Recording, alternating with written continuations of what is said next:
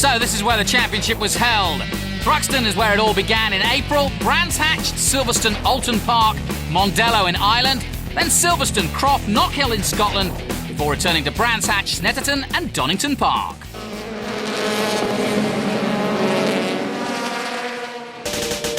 So the BTCC got underway at the fastest circuit in the country. This of course is Thruxton in Hampshire, where they average speeds of over 110 miles per hour. And here's how the drivers coped with the Thruxton pace. The first race saw the two Vauxhall teammates, James Thompson and Ivan Muller, start from the front row. It was a brilliant start from James Thompson, but not a good start from Ivan Muller, who saw Matt Neal manage to surge past him at the first corner. Well, everybody made it through Allard safely, but then it was to the complex, and unfortunately not everybody was to make it through safely here. John George was a spinner, so was Colin Turkington. And then just on the exit of the complex, we saw Paul Wallace in trouble, and a little further round, Carl Breeze, I think he had a little bit of a helping nudge from somebody, and he was off on the grass on the inside. This all allowed James Thompson to make a little bit of a break away from the battle for second place. Matt Neal in the orange car on the inside, hounded by Ivan Muller trying to go around the outside into the chicane. Right behind them, Anthony Reid was locking the brakes in the MG, but there were no actual changes to position, and Tom Chilton was staying on that battle as well. Bad news for Luke Hines, he punctured a right front tyre, and that would put him out of the race. But bad news also for Tom Chilton, as he lost control of his car at over 110 miles an hour on one of the fastest corners of the circuit, somehow managing to get back on the tarmac and into the fight once again. A good debut for Jason Plato and the Sayat team. He had the car running in 6th position, but it was soon all about the battle for 10th place. Charlie Butler-Henderson just ahead of Rob Collard. We were riding with the independent champion of 2003 as he squeezed his way into the position that would give the driver pole position for race number 2. The battle for 10th was getting fraught, and Tom Chilton, who'd been off on the grass, was also a part of that vital battle. Up front, there were no problems for James Thompson. He was into managing the tyres, looking after the car and maintaining the gap back to Matt Neal in 2nd place. The action really was going on further back, and as Tom Chilton managed to get past Rob Collard, that put him into the vital 10th place that would give him pole for the 2nd race of the day. Meanwhile, Jason Plato seemed happy to let people past him. What was this all about? Well, it looked like Jason was planning for race 2 and trying to get a slightly more beneficial grid position to start that 2nd race. So at the end, as the checker flag was made ready, it was James Thompson who came through to take the first win of the season. Matt Neal finished in 2nd place. Rob Huff just managed to fend off Michael Bentwood, and then right at the end, Jason Plato tried to gain an even better starting position by backing off, but Sean Watson-Smith was having none of it in the Proton. He backed off as well, and they slowly went across the line. So, a good start for James Thompson after the disappointment of last season. Ivan Muller back in 3rd, but 10th place meant a pole position for Tom Chilton. What a chance for the youngster. Sadly though, the excitement perhaps got to him. It wasn't at all what he wanted.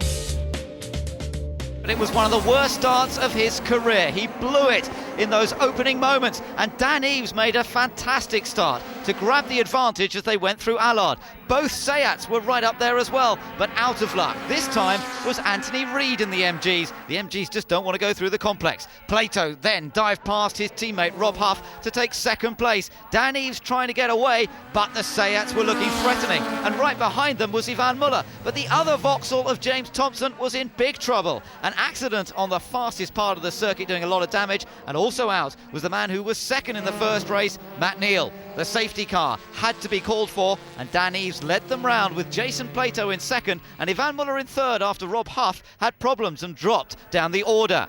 At the restart, Dan Eaves again made a good getaway. Plato went after him, Muller in 3rd place, while Michael Bentwood came under pressure for 4th position. Plato was on the attack though, and trying to find a way past Dan Eaves, as Sean Watson-Smith had this half spin at the complex but managed to gather it back together. Rob Huff went out in the 2nd of the Sayats, but Plato was on an attacking move at the complex and this time managed to get past Eaves and take the lead of the race.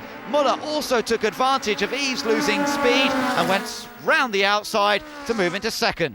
John George was in trouble in the Honda, and there was a good battle going on between Luke Hines and Tom Chilton, desperate to recover from that terrible start from pole position. But the battle everyone had eyes on was the battle for the lead. It was Jason Plato, the former champion, versus Ivan Muller, the reigning champion. And Plato was wheel perfect as he kept his car ahead. in the battle for third place. Michael Bentwood was able to get past the Honda of Dan Eves and take his Vauxhall onto a possible podium finish. But it was all about Jason Plato as he made history by taking SEAT's first ever win in the British Touring Car Championship. A fantastic performance from Plato as he won ahead of Ivan Muller in second place, Michael Bentwood in third, with Dan Eves, Rob Collard and Anthony Reid close behind to make out the top six. So Jason Plato's BTCC comeback was complete, and what a day for the SEATs too. A useful second place for Ivan Muller puts him on the front row with Jason Plato. James Thompson's accident put him out of the points and to the back of race 3's grid. Matt Neal was just in front of Thompson, but Muller and Plato, remember, would be carrying full weight restrictions. That's 42 kilograms for Plato and 30 for Muller. But for Thompson and Neal at the back, weight would be taken away. Fifth was Rob Collard in the Vauxhall, sixth was Anthony Reid, Luke Hines and Sean Watson-Smith in seventh and eighth. Jason Plato. Well, he was so happy after that race when I saw him just a little while ago and he was still buzzing. Can he do it again? It's going to be much more difficult this time, there's no doubt about it. Ivan Muller, the master, lining up alongside him. Let's see what happens here on the second row of the grid. Dan Eves, no Michael Bentwood anymore, so Collard's got a free run to the first corner, and away we go with the third round of the championship. Muller reasonably well off the line, but Plato good from pole position. Certainly a better start than we saw from Tom Chilton in the last race. They're side by side as they go through Allard corner, and they're still side by side as they head towards the complex. A 90-degree right-hander coming up here. This is where there can be trouble, and Muller's got ahead. He sneaks ahead of Jason Plato, but we've got cars off already. That looks like Dan Eves in trouble, and that's a great shame because he's been going so well this weekend. Dan Eves, who's out of the race, Muller leads, Plato second, and Anthony Reid has come up to third in the MG. Well, great start by Muller. He got round the outside on the approach to the chicane, the first complex section, managed to hold it out. He wanted to get in front, I think, very quickly at the start of this race. He didn't want Plato leading him. He knew Plato would be a little bit vulnerable, heavier car off the start, and Muller actually got away first. And we're on board with Matt Neal here as he tries to make his way up the order. He's behind Paul Wallace, tries to go for the inside, decides against it, but look at Anthony Reid in the MG, the black car in third. Suddenly he's really beginning to make his presence felt. Anthony Reid running slightly lighter, 9 kilos less than the base weight, but I thought Muller would actually fly away, but Plato and Anthony Reid at the moment keeping him very, very honest. Great stuff from Reid, and right behind him, the youngster, Luke Hines. Off the track is Charlie Butler Henderson. So Vicky's brother, I'm afraid, is out of this race early on. It looks as though there might have been steam pouring out, so it might have been an engine problem rather than a mistake.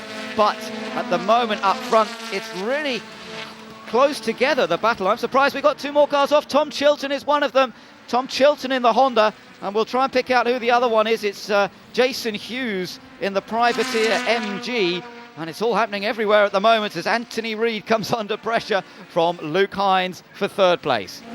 Here's a replay with, that's on the approach to Noble. That's a very high-speed section.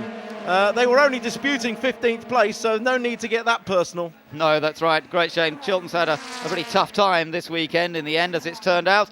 But that's Hughes getting back on. I don't know whether that's from a separate incident. Look at the damage to the left rear. I don't think he's going to be going very much further with a wheel at a very drunken angle. Muller leads, Plato in second place. Now perhaps Muller's just beginning to edge away very slightly from the SEAT. The MG of Reid in third position, but into the pits, the Proton has come in, and that is Farik Harriman, the Malaysian driver, as Hughes slowly tries to make his way back to the pit lane himself. Look at this battle that's going on between Watson-Smith in the Proton and then the black car of Colin Turkington, race winner at Brands Hatch last year. Carl Breeze in the Alfa Romeo has been off, but he's rejoined. He's a long way down the order, obviously, as a result of that. And also off, it's that must be Paul Wallace, I think, in another of the GA Motorsports Shore Team cars. So we've got a watch everywhere at the moment as Colin Turkington. That's Thompson up alongside Turkington. Remember, Thompson started at the very back. There's a replay of not enough road there for Paul Wallace, but Thompson has fought his way through. This is a brilliant charge from the back. There's clearly nothing wrong with his car. As up front, Reedy's pushing up, but Thompson, running very light, is now right in the thick of it. Yeah, he's up to 6th place, so the winner of race 1 now into 6th place. Ivan Muller leads, Plato in 2nd place, but keep your eyes on James Thompson, the man who won the championship in 2002, who won the opening race here at Thruxton today, then had contact with Matt Neal. There he is with the white flash across his windscreen. Thompson is charging. He's fought his way up the order into 6th place. The next man on his list, he's got to try and find a way past the Proton of Watson Smith, and then he's got to try and get past Luke Hines. Look at Anthony Reid, now almost touching the rear bumper of Jason Plato. This is good close racing. And of course, different to touring cars, different to Formula One, Tim. Sean Watson Smith has a problem. Yeah. That could be a puncture. Yeah. Left front, I think. Bad news for the Proton driver, the South African, out of this 3rd race. That puts Thompson up another place, of course. That puts Thompson now into 4th position from the back. That is really quite some climb, because I think Hines dropped back a little bit as well, did he? Let's just see. There is Luke Hines. I think Thompson has managed to already get past him. Yes, he has. So Thompson up into 4th position. Yeah, fantastic. I don't know what happened there, where there was some contact up at the chicane, but it's all worked out in favour of Thompson, and he'll be keen to get as many points as possible, having had a DNF in the last race. He's really flying now. Reedy looks to the inside, and he's gone straight on. But has he may hold the position, because the next corner's a left-hander. Oh, that was a late lunge from Anthony Reid, but he just about makes it through there, and he stays on circuit, and Plato is pushed back down to 3rd place. Well, that was a real sort of go for it move from Anthony Reid. Meanwhile, this is what happened to Rob Huff a moment ago. He went over the curbs at the chicane, and he's taken the front splitter off again. He did a little bit of damage to that earlier on as well. I think that's the 3rd one he's done. He did one in testing in the week as well, so he's obviously an aversion to that front spoiler, but certainly his aerodynamics will not be enhanced now. Look at Thompson. Here comes Thompson on Jason Plato. Yes, getting very close. A good run through Church there as well. He's carried really good speed through there. Let's see if he can draft him on the run up to the chicane. Well, Vauxhall, of course, has been almost the Ferrari of touring cars over the last few years. Very much the team to beat. We've got one leading, and now we've got Thompson on the attack, trying to find a way past Plato. Well, we had 2 champions racing for race 2 earlier on. These 2 are champions as well of the British touring cars, and now they are hard at it for 3rd place. Anthony Reid coming through now in 2nd position, Plato in 3rd, Thompson in 4th. There is Rob Huff's car, having worked on it. Well, that's obviously not going to make him feature in the overall result, but Seat are learning so much here this weekend. Muller has broken away a bit more out in front, and really it's this battle for 3rd place that we must concentrate on now, as Thompson tries to get past Jason Plato. He moves to the outside. Can he brake later than Plato and drive around the outside into the chicane? Plato just muscles him out a little bit. Thompson says, OK, fair enough, you have the line. Yeah, fantastic. So hard not to outbrake yourself in that situation. You really don't want to put your foot on the brake until you see the car next to you slow down. It's very easy to outbrake it. But we've seen Plato not make a mistake so far this weekend. So far, so good. Anthony Reid, meanwhile, looking to be one of the most consistent finishers this weekend. He had a 4th place in race 1, 6th place in race 2, and now he could well be on for 2nd position in this 3rd and final race of the day. There's Muller. We're on board with Ivan. What's going through his mind, Tim? Well, he's very comfortable at the moment. He's driven a champions meeting so far. He's attacked when he could, settled for the points when he could, and Thompson again trying on the outside, but really, unless Jason makes a mistake with some very hot brakes there, that's on, I think that's Paul Wallace's car, the Shurturm Astra. Well, he's retiring. But Plato's driven exemplary. Muller very happy to be out in front and collecting the points. Yes, Anthony Reid on his own. He'll be pretty pleased with that too. They've changed the engine from the V6 to a 4-cylinder 2-litre engine for this year, and it seems to be working extremely well for them. I think Plato's almost got an imaginary white line running into the Thruxton chicane here. He knows exactly where to put the car. Well, I mean, Thompson's moving about behind him, just trying to put him off, but so far those tactics haven't really riled play. Oh, he's got a chance. He may have a chance up the inside here. Yes, he's got an overlap. This is where he might be able to outbreak into the right-hander. This is where we saw Reed go through and get past Plato, and Thompson's now done it. Thompson's moved up into third. Can Plato counter-attack? He's trying to go all the way around the outside on the final part of the complex. They're still side by side, and they're still at it as they're flat out accelerating hard now. He's got the inside line into the left-hander at Noble, but then Thompson will have the inside line. Oh, bit out of shape, and Thompson finally gets ahead. Well, that was nearly half a lap of side-by-side action by two former champions, and that is not easy to do. It maybe look easy in the slow corners, but when they got to that fast left-hander, the outside of the circuit is covered in debris, rubber from the tyres, and very difficult to hold flat. So full marks to both of them for giving them racing room. I think James Thompson used a bit of his rally driving experience there to keep on track and use the best of his car control. So that has put Thompson up into third place. The race leader, meanwhile, Ivan Muller, is coming around this time to go on to his last lap. Look at this little battle here, still between Colin Turkington and James Kay. Kay almost had the chance there. Very, very close, and now they're on the last lap. It's going to be all positions to fight for, but I'm sorry to see Jason Plato just lose out at the death. He's driven almost in Scalextric style slot car precision today, but really the pressure told at the end, just on the brakes and everything else, on the tyres. Thompson pushed him into that error. There is Ivan Muller. Checks the mirrors. He looks cool, he looks calm. He's always cool. He is the laid-back Frenchman, and he has been a star over the last few years in the British Touring Car Championship. He finally won the title last year that many people he felt he had deserved for several years. He is the reigning champion. Sometimes that does give a little extra confidence. Well, today he's been absolutely superb. Third in race one after a bit of a poor start. Second in race two, shadowing Plato's every move. And he is going one better. He is going to take the win in race three. Muller knows how to win championships. He was patient in the second race. He knew he had to attack on the start of race three. He did just that, and it's made the race easy for him. Up towards the final corner then. Ivan Muller is going to take the final race win of the day here at Thruxton in the touring cars. The checker flag awaits, and Ivan Muller wins. Anthony Reid finishes in an excellent second place. West Surrey Racing will be delighted. Thompson takes third for Vauxhall. Fourth place for Sayat and Jason Plato. Vauxhall get another car into the top five, courtesy of Luke Hines, with Colin Turkington rounding up the top six, just managing to beat James Kay to the flag to take that sixth position. And Ivan Muller there will be over the moon with that. What a well-judged race weekend it's been from him. So the champion, Ivan Muller, had lost none of his class over the winter, picking up some useful points at Thruxton.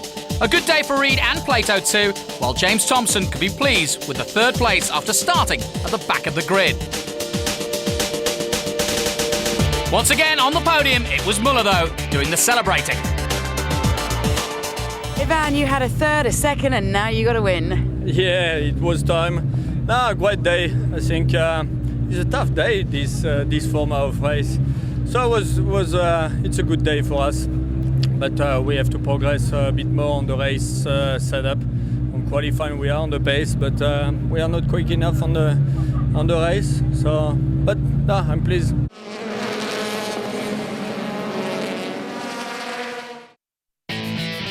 Next up was Brands Hatch, a circuit that's provided action and controversy over the years.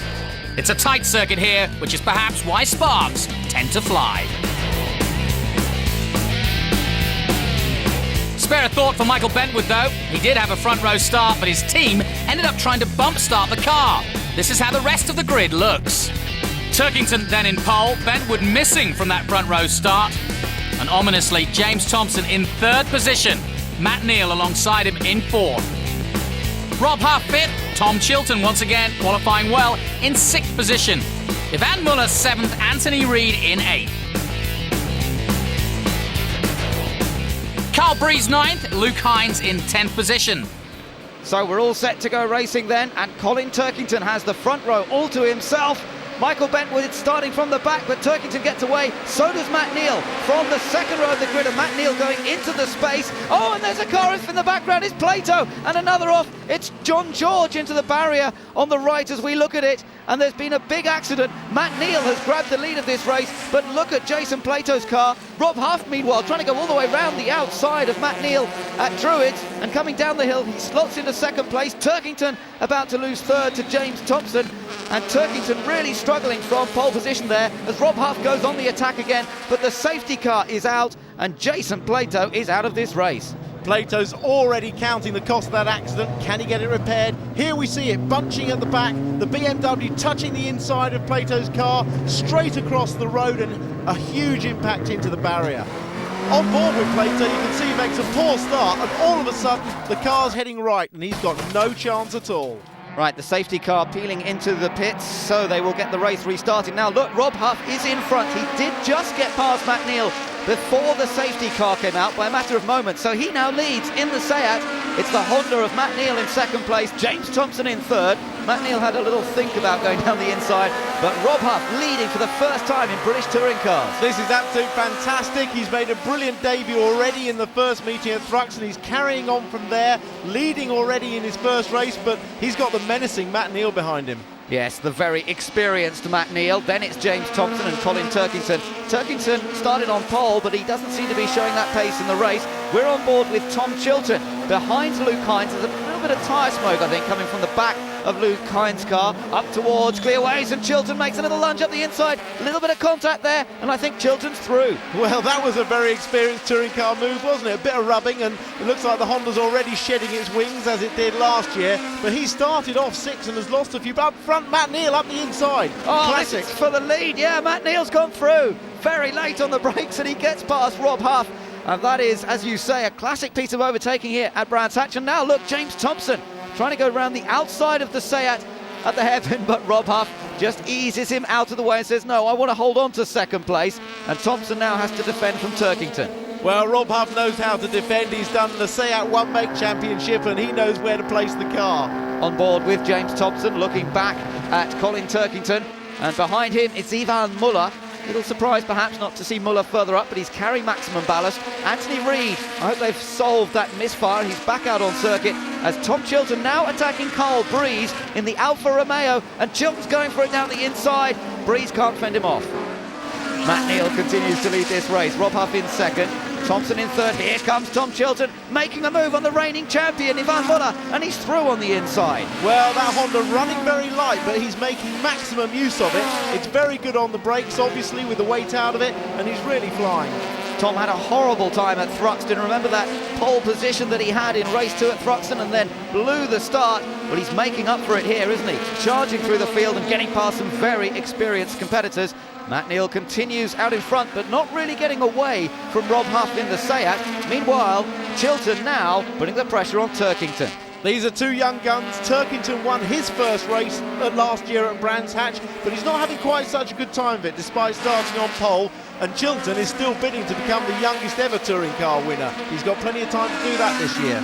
Yes, he could still make the mark in the record books, but for the moment all he's worried about is trying to get past Turkington. Through Paddock Hill Bend, we're on board with Chilton, almost side by side with the MG as they head up the hill towards Druids. A little bit of contact, more contact. Turkington sideways in front of him. Oh, and how did they avoid having a huge pile-up? I just don't know. Now look at this battle for third place. James Thompson has been caught by the flying Tom Chilton. Top two come through. Rob Huff still very close behind Matt Neal, but it's Chilton in the black car that we're keeping an eye on here. Can he find a way past the 2002 champion, James Thompson? Well, Thompson's defending. He took the narrow, tight line into Paddock, and he's up the inside going into Druids. So he's really not giving much room to young Tom Chilton, who is very close indeed. Chilton, the only driver for the Works Honda team at the moment this year. They're hoping to get a second Works car out later in the season, but he's showing so well here at the moment. Now maybe he's got a bit of a chance. No, slots in behind Thompson again, coming up towards Clearways, but he's running out of time. We're on the last lap of the race. He's got to try something here. Has a little look up the inside into Clearways. There's contact. Thompson goes sideways, and Chilton goes through. He's up into third. The checker flag awaits. It's Matt Neal who's going to take the win from Rob Huff, but dramatically on the last gasp there, Tom Chilton takes third place from a smoky James Thompson. A little bit naughty. He must have watched his Honda teammate from last year, Matt Neal, do that to Paul O'Neill, and I wouldn't be surprised to see him penalised. Well, Matt Neal, no stranger to the touring car podium, but here he was, joined by youngster Rob Huff. A fantastic performance to get a second place. Tom Chilton was fined £500 for a last-minute move on James Thompson, but his third place was allowed to stand. Not a bad price to pay. So, as we wait for the lights to change, who is going to get off the line first this time? Rob Collard versus Luke Hines, and not moving at all is Dan Eaves in the middle of the pack.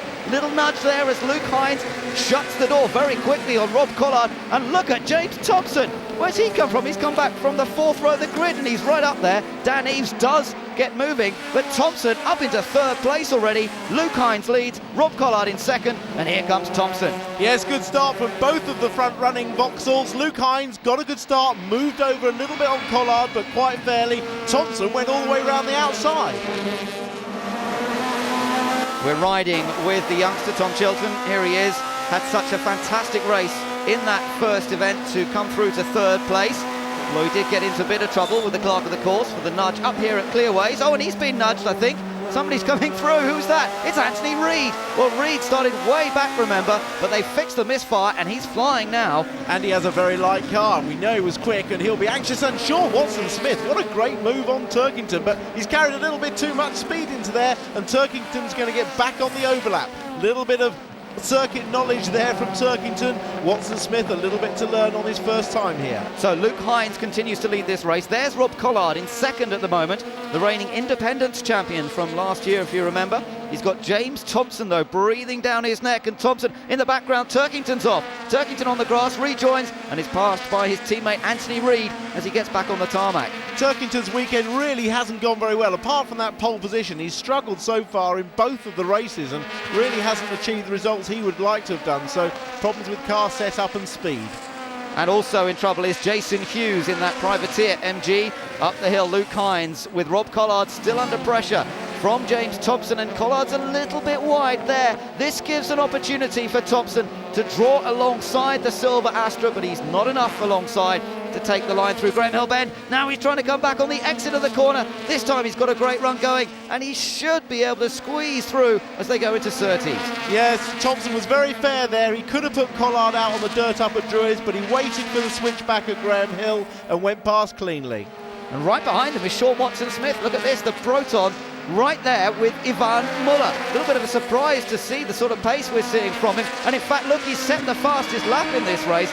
So that car's going well. But here comes Muller, now attacking Collard. Yes, good move by Muller. And will Sean Watson-Smith be able to take advantage as well? Collard's run wide, so there's an opportunity up the inside if Sean Watson-Smith can follow through, which he's trying to do now. Now what he needs to do really is lean on Collard a bit, put him on the dirt. No, he's left the door wide open still down into Graham Hill, so this battle will still run and now he could suffer. Oh, he gets squeezed out onto the dirt. Well, welcome to British touring cars, Sean. This is what it's all about. This is what happened there. Just onto the dirt, squeezed out by Collard. He's a very experienced competitor, Watson-Smith, mainly in South Africa, and now he's got the chance again to get along. So, oh, look at the bonnet. It's flown up on Collard's car. My goodness, how can he see where he's going? Well, he's still going, isn't he? But he can only look out of that bottom section, but the driver sits so low that, in fact, he can still see quite clearly. And Sean Watson-Smith has gone on. Oh, what a pity. Kicking up the gravel and dust. That's on the exit of Paddock Hill Bend. I wonder what happened there. He was battling with Anthony Reid as they went into the corner. Collard's still going round, but he's certainly slowed down now. Let's take another look. There's Reid just ahead of Huff. They go into the corner. Yeah, he hit Watson-Smith. Well, that was naughty. I think in fact Anthony just failed to slow the car down enough. I don't think he was trying to pass because he was running wide into the corner and just tagged Watson-Smith, but that's a dangerous place to touch someone. So Luke Hines still leads. We've got a Vauxhall 1-2-3 at the moment. Rob Huff under pressure from Anthony Reid. Reid gets down the inside into Paddock Hill Bend, but Rob Huff's not giving up. He's coming back at him on the exit of the corner. And as they come up the hill once more, Huff on the inside, and he's still trying to fend off the veteran. Well, Reid did that overtake perfectly into Paddock that time, but Rob Huff obviously doesn't know that Reid is the intimidator of British touring cars. Meanwhile, Rob Collard's team trying to fix that bonnet. I think they need Big Daddy in their team to squash that down. highly technical work going on down there to try and repair the bonnet. Reed, meanwhile, has got up the inside of Rob Huff. Little touch of contact again as they come through clearways. This is the battle for fourth, remember. Colin Turkington joining into the battle. Collard, meanwhile, gets back out. Now, look at this battle for the lead. It's Luke Hines versus James Thompson. Then this separate battle that's going on for fourth position. But Hines at the moment doing a fantastic job. Much less experienced, of course. Hines just 22 years old in his first season as a touring car driver, having won the production class last year. Well, great opportunity for young Luke Hines. He must be absolutely loving this, and one remembers back to Paul O'Neill last year when he was leading his first race for Vauxhall and choked right at the end. So can young Luke maintain his composure? Barry Harriman carrying on with his destruction derby. There's certainly a few bits of body panels missing on both those cars, both Jason Hughes and Harriman. But here comes Luke Hines. Can he defend to the flag here from James Thompson? Thompson's trying just about everything without taking too many risks, but Luke Hines driving wheel perfect as he comes out of clearways. He's heading towards his first ever British touring car win. He's done it here at Brands Hatch. James Thompson finishes in second. It's a VX Racing 1-2-3 as Muller takes third, and Rob Huff in more trouble, loses more places on the last lap. So what a result for Luke Hines, and Vauxhall have to be pretty pleased with that one, a 1, 2 and 3. But Luke Hines finished ahead of the two champions in only his second event with the team. That puts the youngster on pole for race 6, and the grid looking particularly top-heavy with Vauxhall drivers. James Thompson alongside Hines, and Ivan Muller right behind on the third row. Anthony Reid just behind him. Colin Turkington and Tom Chilton make up the top 6. James Kay and Dan Eves, 7 and 8. Another 24-lap sprint race to go at Brands Hatch then. Oh, the lights change and immediately it's a good start from James Thompson from the outside of the front row. Luke Hines getting swamped. Reid goes to the outside. Muller's going down the inside and muscles his way through into third place. And Luke Hines has gone from first to fourth on the run to the first corner. Well, Muller made a really close but decisive move down the inside there to grab third place. Thompson, who could not get a start last year if he bought one, has made good starts all this year and now leads. So down the hill, Tom Chilton's on the attack. Look at Justin Keane, he's going well in the BMW, just ahead of Rob Huff and James Kay. But Thompson has made a little bit of a break. In the background, we've got cars off. Rob Collard is one of them, I'm afraid, up towards clearways. And it's this midfield battle. Justin Keane, we're riding with him now. But coming up is inside, I saw somebody. Yes, it is James Kay who's come through. And also, there's Dan Eves coming past. Oh, and he's been hit. He's been hit. Keane spins, coming round onto the straight. And he just misses the barrier on the inside. And Harriman spins as well. Up front, though, James Thompson in control from Anthony Reid. We're looking back now from Thompson's car. That's a great shot through Surtees, and the cars load up and then brake really hard to get into clearways. Anthony Reid taking the wide line in to make sure he gets a good exit onto this straight. The new four-cylinder engine in the MG doesn't seem to give anything to the Vauxhalls, very evenly matched along the straight. And it's been very reliable as well, so all credit to the West Surrey team for developing that over the winter. So those three definitely opening up the gap as the Vauxhall team hope for perhaps another 1-2-3. I don't think it's going to happen this time. Meanwhile, look at this. Matt Neal's made great progress from the back of the grid. He started in 18th. Now he's trying to get past his teammate, Dan Eves. But we're on board with Tom Chilton now. He's attacking Luke Hines, our pole sitter for this race, and now he's through on the inside. Yes, he's got the car back, a little bit of weight off, so now, of course, he's quick again like he was in the very first race. And poor Luke Hines is just watching his rear-view mirror as they gang up on him, and here comes Kay and Neil. Yeah, Neil trying to go all the way around the outside. We're on board with Matt Neal now. Doesn't quite make it, has to slot in behind, but now he goes for it. Down the inside into Graham Hill Bend. Another place gone for Hines. Yeah, dives down into that tight corner. Sometimes the driver's using second when they take the tight line. Normally it's third gear.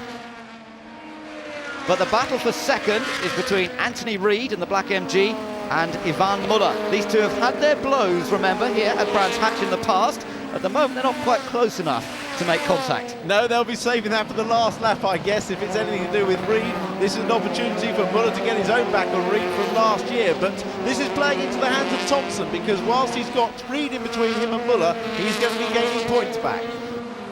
James Kay in trouble, pulling off to the side of the road, and that's a shame. End of the weekend for the Synchro Motorsport Honda.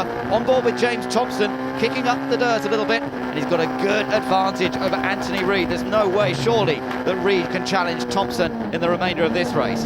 No, he's got that win covered, I think, from here, but further back in the pack, can we get Muller and Huff past the ailing Farik Harriman's Proton cleanly? This could be a chance for Huff. Can he make use of the back marker? No, he can't. Muller still holds the middle of the road, unless Huff gets a really good exit here and then tries to dive to the inside, but Muller has that covered, and Huff has nowhere to go but try and take the long way round. No, he's removed one of his rear wheel arches, but that won't slow the Vauxhall down at all. And Muller's driving a very cautious race, just cutting in there in front of him. That's a difficult place to overtake there. Huff running out of options. There's not much more chance to take that third place away from Ivan Muller, but you can bet he's going to have a shot at it. Meanwhile, his teammate pulls off. Well, that car was always looking a bit second-hand, and obviously it hasn't made the finish. The last corner then, Thompson has been caught a little bit by Anthony Reid, but he's still comfortably in front. There's no repeat of the move that Tom Chilton made on him earlier to push him wide. He's clear of that. He's going to take victory at Brands Hatch with the MG of Reid in second place and Muller in third. So the day before his 30th birthday, James Thompson became the first man to win his second race of the season. Anthony Reid in second, and a good showing from the Hondas as well. But with Van Muller back in third place, Thompson's celebrations could begin in earnest. Muller finishing third gets you a bit closer towards the top of the championship table. Yeah, that's right. I mean, you know, as we've proved over the last couple of years, Ivan and I, there's great rivalry between us, and you know, it's a matter you can't let him get too far away, and vice versa. So, you know, a nice psychological boost to have finished ahead of him in most of the races today. So, yeah, very pleased. Now onto the bar to celebrate my 30th. Was there anything that you think you could have done to improve your position?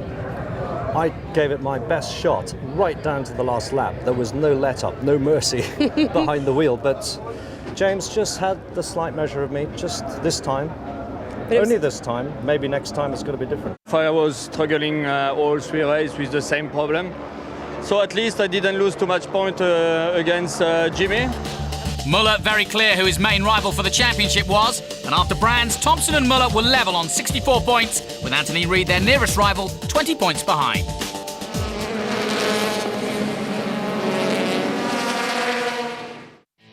A rainy Silverstone made conditions treacherous for the touring cars as they arrived at Silverstone, and the tight Luffield complex was bound to cause some action-packed racing. Round 7 of the Green Flag MSA British Touring Car Championship underway at Silverstone. It's a brilliant start from Matt Neal from the second row. My goodness, he goes straight past Jason Plato and James Thompson as if they're standing still, and it's Matt Neal who leads into Copse Corner. Jason Plato in second place. Now Colin Turkington there trying to get around the outside of Rob Collard. He gets squeezed out wide, but he should be able to rejoin okay, and I think they're all through Copse, and somehow Plato's back in front. Well, I don't know where he did that quite, but Plato now leads, Matt Neal in second and Thompson's in third. Yeah, it's a great initial start by Matt Neal on this slightly greasy track. He got the perfect timing of throttle and clutch. Jason Hughes pulled off, but it looks like Jason Plato got the jump on him through Copse. So Plato leads. Watch Anthony Reid there in the middle of the pack. He's making a lunge for Colin Turkington. He hits his own teammate, knocks him out the way, and Rob Huff trying to go around the outside, but Turkington does survive. Yeah, and Hines has nipped through there, so a naughty move by Anthony Reid already in this race. On board here with Matt Neal at the very first corner, you can see he's run wide, and Jason Plato's just got the grip and the drive and driven past him on the inside. But look at this, battle for the lead. Matt Neal now getting alongside Jason Plato. Through Bridge Corner, we ride with Jason Plato. There's Matt Neal, he's got ahead, and he's got the line as they come in towards Pryor. He gets a bit out of shape, but Matt Neal's got the lead. That was brave from Matt Neal. He went down on the slightly damp side into Bridge and held his nerve to slide across in front of Plato, but you can see just how slippery the conditions are. Oh, Plato, somebody's hit him. Who's that? That's Thompson. Thompson's through into second. Yes, a big whack on board there. Plato trying to fight back immediately, but Thompson's covering the inside round Woodcote.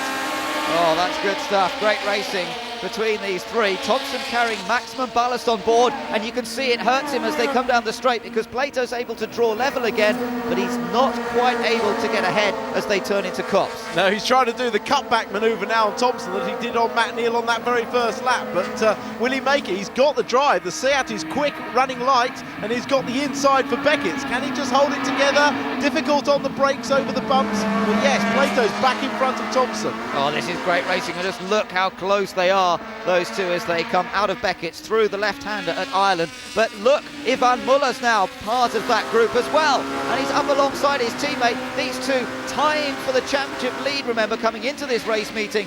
So this could be a needle battle, and Dan Eves trying to join in right behind, hoping perhaps they'll take each other off. Yes, Ivan Muller's inexorable rise to the front of this grid, incredibly starting 8th on the grid, but he's driven a masterful race here, picking off people without any contact, and he's taking Dan Eves through, is he? No, Thompson's braving it round the outside, and he'll have the inside now for Priory.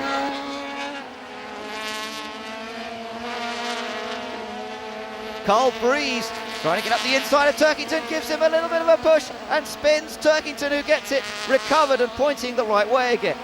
Poor Colin Turkington's getting practice for stunt school, I think, and here's another man, Michael Bedward. Well, he won't get that out of the gravel, that's just going to submarine its way down. Switch that engine off, Michael. Yeah, great shame for Bedward. Meanwhile, here's the battle for second. It's Jason Plato and Ivan Muller. Muller's got down the inside. Oh, that's a fantastic move from the reigning champion, and it's a clean move as well to get past Plato. Yes, Muller makes his moves decisively, but really efficiently, without contact. James Kay wants that 10th position from Colin Turkington. So crucial, because 10th position in this race will be pole for the next race. But Turkington has it covered on the inside. Kay tries to cut back again on the exit. It's not happening for him at the moment. And WSR boss Dick Bennett's keeping an eye on Colin Turkington, hoping they may have pole position with that car in race 2. The leaders come through, Plato in 3rd, Thompson running in 4th place.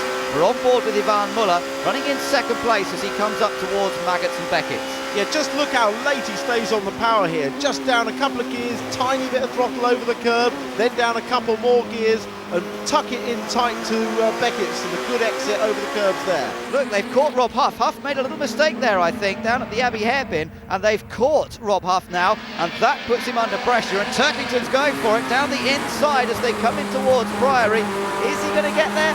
Oh, there's a little bit of rubbing, a little bit of contact. Oh, and more contact. Turkington and Kay are off on the grass, back onto the tarmac, just missing Kelvin Burt. Well, Turkington, I think, has got going again. He's okay, but all sorts of dramas through that complex section. They're looking back from Rob Huff. He's still in it. Let's take another look. Well, Turkington gets up the inside, gets a slight overlap, but slows himself down. James Kay sticks his nose in, and suddenly we've got a three-way overlap, and it doesn't go. Kay and Turkington can't stop the car on the grass and just miss Huff and Burt.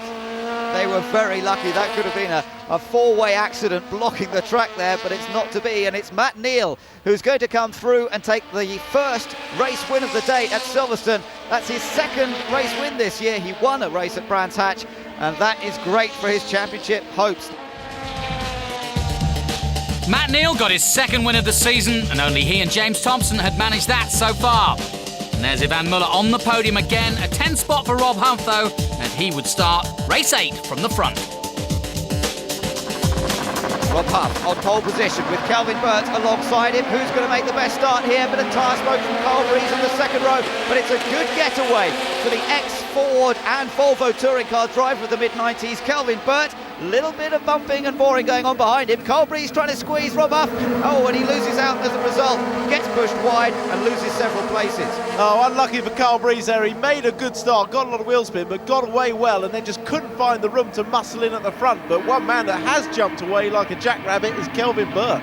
Yeah, it might be his first meeting in one of these touring cars, but he's going well, but his teammate's off on the grass. That is the alpha of Carl Breeze. We saw him in trouble at the first corner, and it goes even more wrong as they go through Maggots and into Beckett's. Meanwhile, up front, it's Kelvin Burt. Rob Huff in second. Thompson is in third. Look at Muller. Muller muscling his way past Anthony Reid. Reid gets squeezed out a bit, but now we have a battle on. This is for the lead of the race.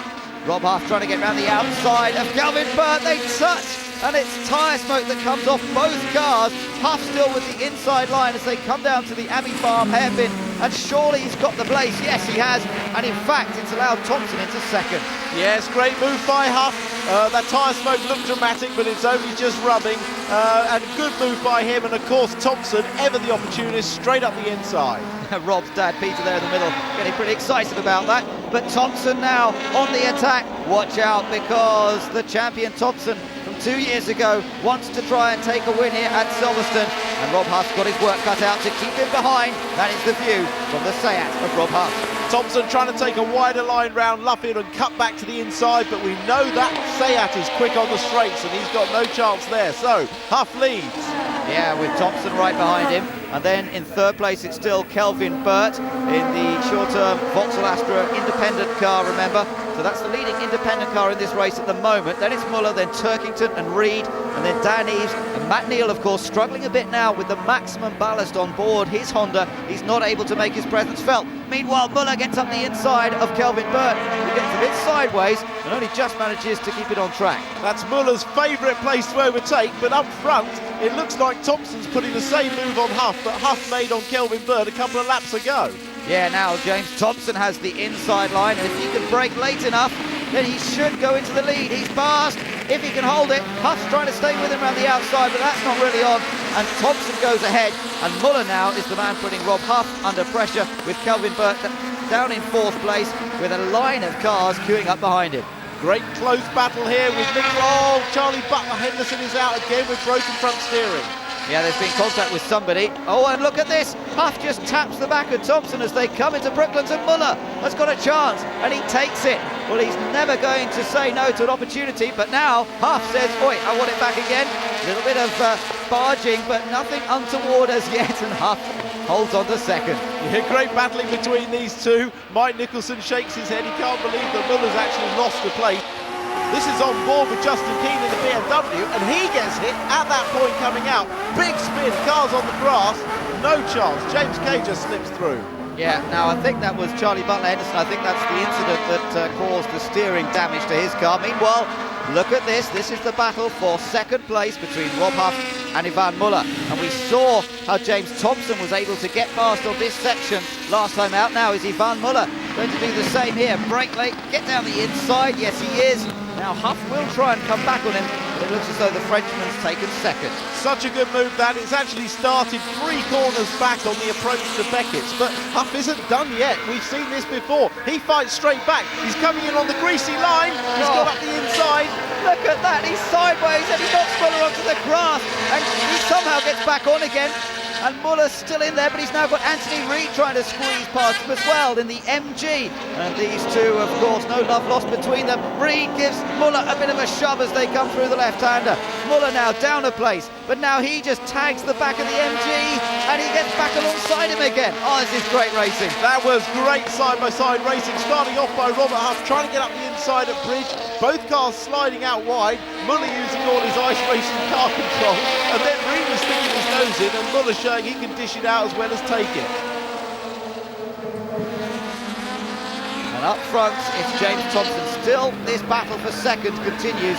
Rob Huff, Ivan Muller, Anthony Reid right there as well, as we saw. And oh, Rob Huff's got sideways, completely sideways. He floors the throttle, tries to get back on track, but he's lost several places as a result. And now he rejoins, just in between the two Hondas of Dan Eves and Matt Neal. Great shape for Rob Huff, trying to win his first race for Seat. He's had the car sliding a lot at the back, and it just tail-whipped him round there, but he held it very well. And Thompson now has just a few corners to finish off here to take his third win of the season. Great drive by James Thompson. He's just stayed out of the way of all the trouble going on behind him, and he's been very pleased with this win. Yeah, a crucial victory, and it's given him that little bit of an edge again over Ivan Muller. His battle continues between the two teammates, but on this occasion it's James Thompson who comes out on top. Ivan Muller will take second place. A checkered flag out for Thompson. There's Muller. You can see how close Reid is in third position.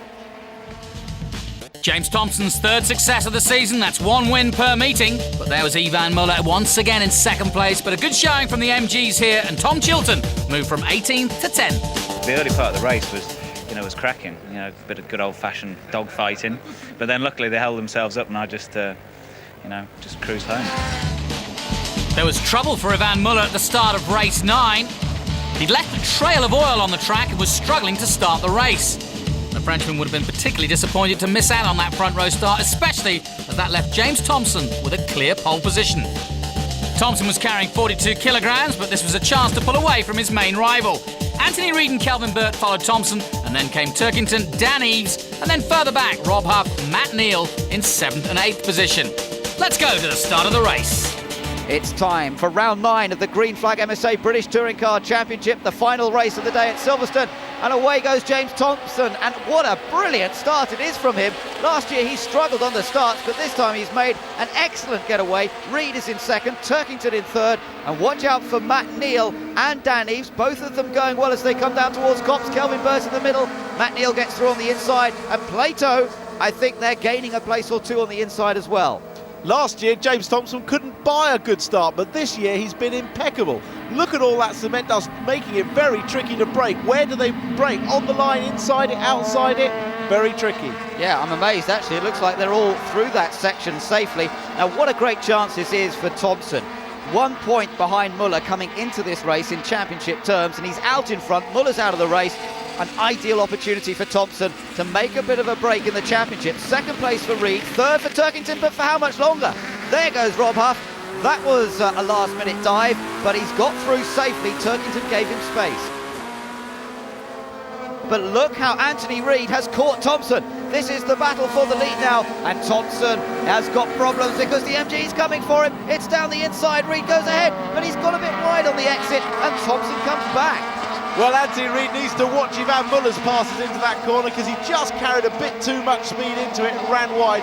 Thompson switched back and, of course, has the outside run round the bend and now the inside into farm hairpin. Yeah, and I think Thompson won't waste that opportunity. Reid, a little bit hung out to dry, but not too much. He's careful to get back in front of Huff. Just slotted in, which actually brake tested Rob Huff a little bit, and he's now coming under pressure from Matt Neal, who's Honda without the weight again, and suddenly looks, as you say, much like the car he had in the first race. But Reid still attacking Thompson. Here they come in towards Priory. Look at Thompson holding a tight line. Reid on the grass, he hits Thompson, knocks him sideways, and he's through. Well, that's one way to take the lead. Anthony Reid in front now, with Thompson with some bodywork damage back down to 2nd place, and Thompson now with his mirrors filled by the Seat of Rob Huff. With Huff and Neal catching him up, I think really thought it was time to get past, but he was on the grass to push Thompson wide, and that's not acceptable. Well, Reid's in front, whatever it's taken, he's there as some of the marker posts go flying, and I wonder what the Vauxhall camp make of that one. Now we're riding on board with Thompson, and he's passed again. It is Rob Huff who gets past him, and that puts him into 3rd place. Huff up into 2nd, Thompson down to 3rd. He's struggling a little bit, and he's got to watch out because they're all ganging up on him. Now Matt Neal's going for Thompson. We're on board with Jason Plato. We've got Colin Turkington to our left, and it's all getting a bit tight. This is very tricky into here. You have to go across the grass. Plato's on the inside, though, and does gain a position. He gets past the MG of Turkington safely, but up front it's Anthony Reid looking for his first win of the season. This could be his big opportunity, but just look at that line of cars behind. You've still got Huff in 2nd place with James Thompson under increasing pressure, this time from Jason Plato. Turkington trying to get his place back by going around the outside. Plato hits Thompson, there's a bit of contact, and look, Chilton's nipped up the inside, and so has Carl Breeze, and Dan Eaves is going to do likewise. Thompson and Plato really holding each other up there. Well, great opportunity for Tom Chilton. He saw the gap, got his foot down and passed 3 cars in one go, and that was all because Thompson and Plato were scrapping over the position. We're on board with Rob Huff. Now he's under pressure from Matt Neal. Matt Neal's got up the inside and he's through, I think. Yes, he squeezes Huff out onto the grass. And now Huff, looking back from his car, we see Tom Chilton closing up very, very rapidly as we come through the left-hander at Ireland. Chilton goes alongside. He's on the grass to get past him. I don't think Huff knew he was there. But to his credit, Tom Chilton kept his foot down, kept his speed up, and he's taken that position. Hold it in tight, block past Huff, get the traction down and drive away from him, Tom. Yeah, he's up into 3rd place now, and he started in 10th position on the grid, did Chilton. In the Seat camp, there's a bit of inter-team rivalry going on. We're on board Rob Huff, and here comes Jason Plato. Jason Plato will be keen to show his younger teammate, and here he does it, that he is the #1 in the team, the former champion. That was a good move up the inside. Yeah, it was indeed. We've seen a few cars go through there. He's up into 4th place as a result. There are our top 3 though. Reid, Matt Neal and Tom Chilton. And look how close they all are now. Chilton's caught Neal, but Neal's right on the rear bumper of Anthony Reid. And there we are, riding on board the 2nd place Honda. And really close to Anthony Reid, almost hitting him as they come up towards the right-hander at Beckett's. You can't get any closer than that. And now trying to get the traction, trying to get the speed out of the corner as he attempts to pass Anthony Reid. Reid's looking in his mirrors, trying to see where the orange car is. Chilton's on the inside as they come through Ireland. They're on the grass. Reid and Matt Neal are on the grass, and they've had to back off, and Tom Chilton gets past both of them, and the youngster is now leading this race. Further back you can see Matt Neal coming under pressure, and Matt, oh, he's in trouble there. Brakes not really working, or something not working. I don't know whether he's just fired up or what. No front splitter on that car is not helping him with downforce and braking, and Matt trying ever so hard to make up for the loss. He's just going to go backwards now. Yeah, that's going to be tough for him. He's involved in another tussle here. Look, Carl Breeze coming through, and in fact Breeze is racing with Matt's teammate Dan Eaves. You can just see a glimpse of the other orange Honda on the outside there. They're side by side through Luffield, and Matt Neal, having already been involved in his own incident a moment ago, probably just waiting to see what happens between these two. But Tom Chilton has driven superbly here. He's been in the right place at the right time. He's really thought about this race, and he's going to become the youngest ever winner of a British touring car race. Tom Chilton wins at Silverstone for Honda, and it's the first win of the season for the Works Honda team. So great stuff by Tom Chilton at just 19 in race 9, and Carl Breeze's his best ever finish made it a fantastic day for the youngsters. But sadly, it won't be remembered for Tom Chilton's achievements. Tom, I'm going to grab you. Tom, you are the youngest man ever to win a British touring car race. History in the making. How do you feel? Great. Were you worried at all that you might throw it off in excitement? Nope, not at all. Kept a cool head, did the job for the boys. We needed it. There's drivers out there dishing it out just as much, you know, you've got to fight fire with fire. It's just ridiculous. How do you see the incident with Matt Neal? Because he was on your right, he was on the outside, and when you both went off onto the grass. Yeah, I mean, he put me on the grass. I mean, I was ahead of him, almost completely a car length, and he banged into the back of my bumper and basically lost that race for me. I mean, MG should have won today. So I'm not happy at all. And plus, what he did on the slowing down lap is just totally out of order. Right, well, thank you for your words, Anthony. Thank you. You don't deserve a licence, mate. You are out of order. That is bloody outrageous what Just you did. drawing people off You their ruined race, mate. my bloody race. Damage my car. Well, let's take a look at the incident that caused all the aggro. There you see on the outside is Neal, literally with nowhere to go, Reid in front of him, both of them going off the track, and Chilton going through. Another look at it from Neal's Honda. Reid definitely squeezing him out of the corner there, but really nowhere to go for Neal. He goes onto the grass, obviously a little bit miffed at the time. Both of them stay on track. No question about the second, though, between Thompson and Reid. Reid docked 10 seconds for this one, which would drop him 2 places as he punted Thompson out of the lead and out of several places. I'm angry, very angry, to be fair. You know, at the end of the day, I was leading the race legitimately, and you know, Reid did his usual trick of just punting us out of the way. He made no real effort to overtake us, just punted us round. You know, the bloke's a clown. He should be juggling balls in a circus. No mixing his words there. So James Thompson pulling out 4 points clear now of his French rival, but could have scored higher but for the incident with Reid, who lost 4 points but is still in contention for the championship. In the manufacturers, Vauxhall as usual riding high, but they've had a few problems in recent races.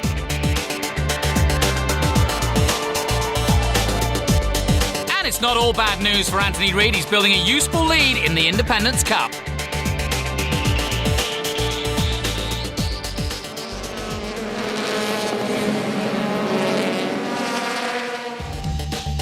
A scorching day at Alton Park. I just wonder if Thompson, Neal and a certain Anthony Reid had calmed down since it all boiled over at Silverstone, seconds out. Deserve a licence, mate. You are out of order. That is bloody outrageous what Just you drawing did. people off their race, mate. So the grid looks like this. James Thompson out front with Ivan Muller alongside him. Matt Neal in third with Colin Turkington once again qualifying well. Luke Hines fifth, Anthony Reid sixth. Keep out of his way. Rob Collard, Sean Watson-Smith 7th and 8th. Carl Breeze 9th, Robert Huff in 10th. Round 10 of the 2004 Green Flag MSA British Touring Car Championship. all set to get underway here at Alton Park. It's a very even start from the two front row men, James Thompson and Ivan Muller. They're side by side as they head down towards, but it's Ivan Muller who's just got in front. Muller squeezes it ahead from the outside of the front row. It's the Frenchman ahead of James Thompson. Colin Turkington coming up to third place in the MG. That's a great start from him. And Rob Collard up brilliantly. Justin Keane in trouble, but look at Collard in the silver car. He's come up to fourth as Butler Henderson gets squeezed out onto the grass. And I think also losing out there was Luke Hines and Carl Breeze. So two of the team's short-term cars in trouble as Muller leads Thompson, Turkington in third, Collard in fourth, and Matt Neal in fifth place, not having made the best start. Yes, uncharacteristically bad starts from Matt Neal and James Thompson, which has allowed Muller in the slightly lighter Vauxhall to get ahead of his teammate. But the man who absolutely did get it nailed was Rob Collard, as you say, and he's actually pressurising the MG really hard on this first lap. Ivan Muller leads from James Thompson in second. Those two pulling away just a little bit from Turkington in third. And Collard still under pressure from the orange car of Matt Neal. And Matt Neal goes for it on the inside into Lodge corner. A little bit of contact. He goes completely sideways, but he keeps control and in fact rejoins and hasn't lost any places. As a result of that, he's under pressure from Reed. Down towards Old Hall, and Rob Collard for the moment can breathe a little easier, but Matt Neal almost had that place. Yeah, that was a very late lunge by Matt Neal, and Rob didn't give him any room, held his line as he is entitled to. Rob is committed to the corner, very close, it's 50-50 really, but Matt just very lucky not to spin. Now he's got alongside him and he will have the inside for the Knickerbrook chicane. Yeah, but has he got the drive over the top of the hill and back down towards Knickerbrook? Here we go, battle side by side, Matt Neal on the inside, surely just gets through, yes he does. Flips the curve, and Collard giving him a little push, and look who's right behind them. It is Anthony Reid. Well, at least Matt Neal's managed to get a car between himself and the man that he fell out with fairly big time at Silverstone, because now Reid's got to get past Collard. Well, maybe that was the impetus that Matt needed to get past Collard, seeing Reid in his mirrors, but let me just say, I think you're going to see a fairly subdued Anthony Reid the next few races. He's on 9 penalty points on his licence. If he gets to 12, the RAC will take his licence away for an undetermined period of time. Jason Plato in 10th, looking to get past James Kay here. Kay still can't find a way past Reid. Reid driving very sensibly, but defensively. He wants that 8th place finish. We'll see whether he can hold on to it. Kay, again, very late, having a little nudge down there, hitting Reid. Oh, it's getting a little bit naughty. He's got to be careful, but Reid also has to be even more careful because he's the one with the penalty points. Jason Plato now with a run at the MG, and here comes Dan Eaves, also on the attack. Well, that was a little bit naughty by James Kay. We saw, and here comes Plato now, but Reedy is a mobile chicane, isn't he? He's holding everybody up, and I'm sure that he would have done exactly the same thing as James Kay, but he won't be happy about it afterwards. But James certainly gained an advantage out of that. In the background, that looked like Kelvin Burt running wide in one of the other Team Short-Term Direct cars. But up front, it's all about Ivan Muller, who's going to take the first win of the day ahead of his teammate James Thompson. It's been close between the two of them. It all came down to that great getaway from the outside of the front row. Muller takes the win. So it was advantage Muller for the 10th race of the championship, with James Thompson following him home. Matt Neal third, and a good fourth for Colin Turkington. It's promising to be, once again, a long, hard fight for 2004. Ivan, you look like you've hardly broken any sweat there. Yeah, you know, this race was very tough, like every race. But when you have a guy like Jimmy on your back, you can't do any mistake. Every tenth is important. You can see after 15 laps, there is only 8 tenths between Jimmy and me. So you have to be focused 110%. Away they go, great start from Dan Eaves and from Jason Plato on the second row. Also Colin Turkington coming up through the middle in the MG. But it's Dan Eaves who's got the edge as they go into the first corner, and Reid has to settle for second place.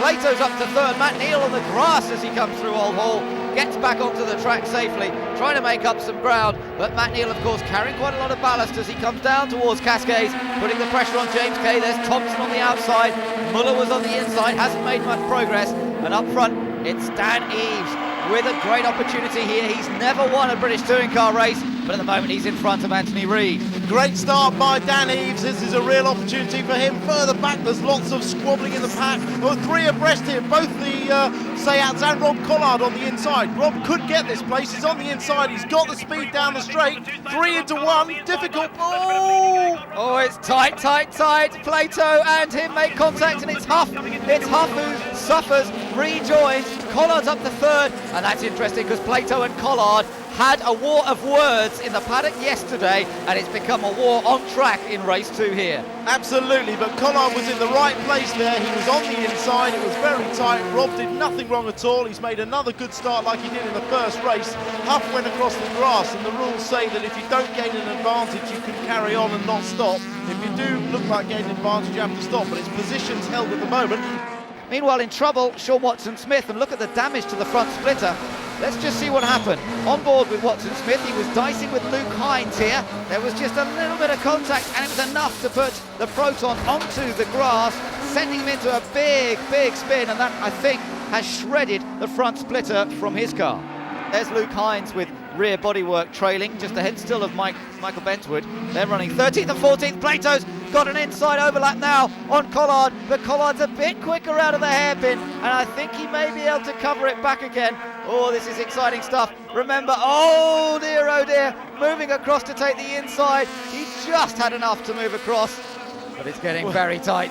That was very tight. We've seen that manoeuvre end in tears a lot of times, but it looked as though Rob just had enough of an overlap to move over, or he had some cooperation from Jason just lifting a little bit, but that could so easily have been turning the car into the barriers. But Plato's putting the pressure on.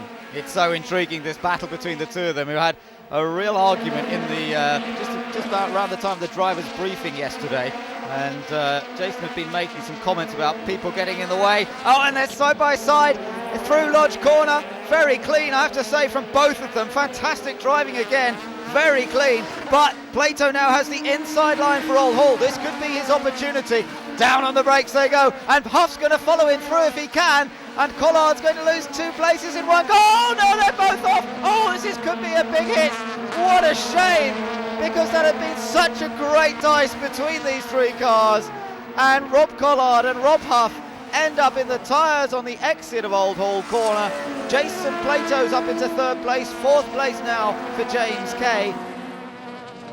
Another safety car ready to go into the pits, is it? They're waiting. Yes, last minute call there, last minute decision. They had to clear everything at Old Hall. The safety car in, and Dan Eaves gets going, and he puts his foot down and makes a little bit of a break. Bad restart from Anthony Reid, and it means that Jason Plato's trying to go all the way around the outside. Plato moving up into 2nd place. He's through, if he can hold it, get it back from the grass, and it looks as though Plato's done it. He's into 2nd, Reid gets pushed down to 3rd, and James Thompson now is the next who'll put the pressure on the MG. Well, I'm fairly sure, looking at that restart, that Reid has not got 100% performance out of that MG. He was slow away, and he's just struggling a little bit on the straights, I think, but at least he and Plato proved that you can go side by side through Old Hairpin with a bit of cooperation. You can see how that weight again is affecting Thompson. He's not able to stay with the top 3, but what a great restart from Dan Eaves. Oh, and Plato sideways there as Matt Neal gets down the inside of Thompson, and he takes 4th place. Yeah, good clean move. Thompson trying to cut back, but he won't have the acceleration on that car with the 30 kilos of weight in it against Matt Neal. You can see Matt pulling away across the start-finish line. So good clean move by Matt, takes him up to 4th place. Meanwhile, Anthony Reid is still in 3rd place. And here's Tom Chilton, still in this battle with Colin Turkington. It's another MG versus Honda battle, like we've got slightly further up the road. But Chilton also finding it a bit difficult to get past the ZS. But there are no problems for Dan Eaves. He's coming through to take his first ever win in the British Touring Car Championship. What a great win for Dan Eaves, recording his first win and beating those seasoned campaigners Matt Neal, Ivan Muller, James Thompson and Anthony Reid. I bet you were horrified when you saw the safety car come out, because you had a lovely lead. Yeah, I said to the team over the radio, I said, someone doesn't want me to have an easy win. The shunt looked pretty nasty, so I hope Huffy's all right. But yeah, good. So just got my head down again, got a good start on the restart and cleared off. Brilliant. And do you think it was a faultless performance from you? As ever. Meanwhile, there was more trouble for Anthony Reid. A little bit of an oil leak, I think. I'm not sure. We've got a new engine in just for this race, and it's going extremely well. I hope we can get it fixed. I was just aware of a bit of a smoke coming into the cockpit. Couldn't see behind me. Well, Anthony was being a little bit optimistic. More smoke than he thought, perhaps. And the MG team were really up against it, trying to get Reid's car ready. Well, here is the grid. Dan Eves' victory gave him pole position alongside Jason Plato. The MG team lost the race against the clock, so Anthony Reid was missing. Matt Neal was there in 4th, James Thompson 5th, and the title rival was there in 8th position, Yvan Muller. Let's go to the start then of race 12. Dan Eves starting from pole position with Jason Plato alongside him. Who is going to make the start? Both cars carrying lots of ballast now. And watch out for Matt Neal from the second row. Away we go. Quite an even start. James Thompson gets away very well on the inside. And as they head down towards Old Hall Corner, it's very even still. Dan Eves just with the advantage. Plato going around the outside. Matt Neal's up into 3rd place. But James Thompson's on the charge as well and heading down towards Cascades. There's nothing to call between them.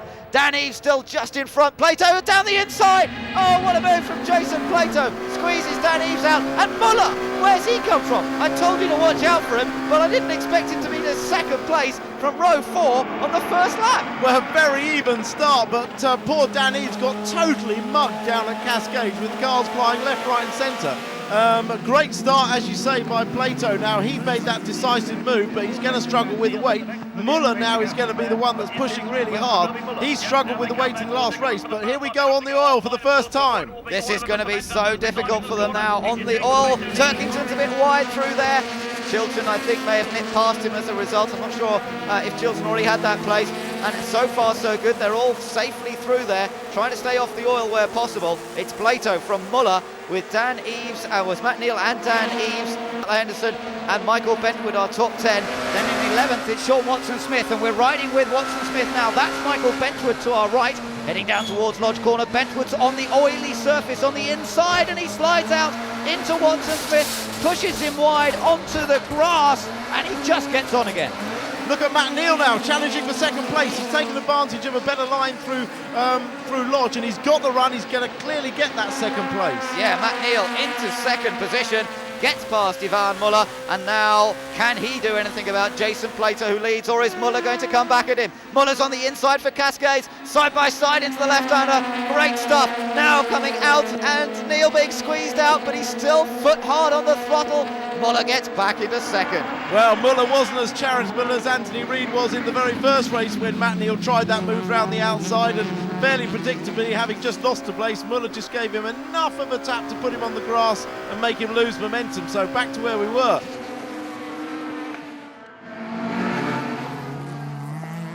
Oh, contact there. That was a touch by Chilton now. Now Eves has got to slow down because he's gaining an advantage. No, he's going to come out even Stevens, so he should be able to hold that place. Well, it's all happening there. This was the view from on board Turkington. There was Eves ahead, and Tom Chilton braked too late, bounced into the back of Dan Eves, who shot across the grass, but was able to rejoin. Our leaders still very close. It's Plato versus Muller versus Matt Neal. The three of them tied together now as Plato continues to defend the lead. Can he hold off from Yvan Muller? What a challenge this is. The two great rivals of the past who had such a falling out in 2001, but they're still racing wheel to wheel, side by side through Lodge. Muller with the inside line. Plato squeezed out wide, and it could be that Matt Neal gets him as well. Yes, he does. Muller takes the lead. Matt Neal moves up to 2nd, and now Plato's got to watch out for James Thompson. Well, this is going to be a great battle now between Matt Neal and Muller. Muller just got enough of an overlap coming down towards Lodge out of Druids and forced the issue, took Matt with him. Through the hairpin they come now. Oh, and off goes Charlie Butler-Henderson. Butler-Henderson just shooting across from one side of the track to the other. Not quite sure what happened. Let's take another look on board here. The car just suddenly veers off. There must have been some sort of failure there because he wasn't hit by anybody. He was just applying the power out of a slow corner. Look at the damage to Harriman's car. Well, he's had a big sideways impact with something, hasn't he? The car doesn't even appear to be going in a straight line, and oh, that's a shame. Kelvin Burt Had a real struggle this weekend with blown engines and a radiator that was broken. He got out in this race, but he's not getting a finish again. It's Ivan Muller who's looking to make it a double win here at Alton Park today, and that will bring him up to the same tally of wins as his teammate James Thompson. So keeping it all even Steven as we continue throughout the season. Really is nothing to choose between these two star drivers. James came into the meeting with 3 wins. Ivan Muller came in with just 1, but now he's going to even the score with the 2 wins here at Alton Park. But it's not been a bad weekend for Thompson. I think he'll be pretty satisfied, keeping Ivan Muller very much within reach. And for Matt Neal as well, it's been an extremely solid weekend, very positive for Honda and for the team with a win for his teammate earlier on today. But it's Ivan Muller who comes through to take the checkered flag at Alton Park for the 2nd time today. So Ivan Muller swings the championship race his way once again. James Thompson back in 3rd with the experienced Matt Neal making his presence felt between the 2 Vauxhalls. Every inside line was full of oil, so Jason was closing a bit the door, which was normal, and to overtake it was hard. And then it was oil again for the last 5 laps, because we reduced quite a lot the speed, and it was a bit oil everywhere, so that was a bit dodgy as well. So then after 12 races, it's absolutely even in the championship. The Vauxhall drivers beginning to pull clear of their rivals. Matt Neal and Anthony Reid were just about keeping in touch.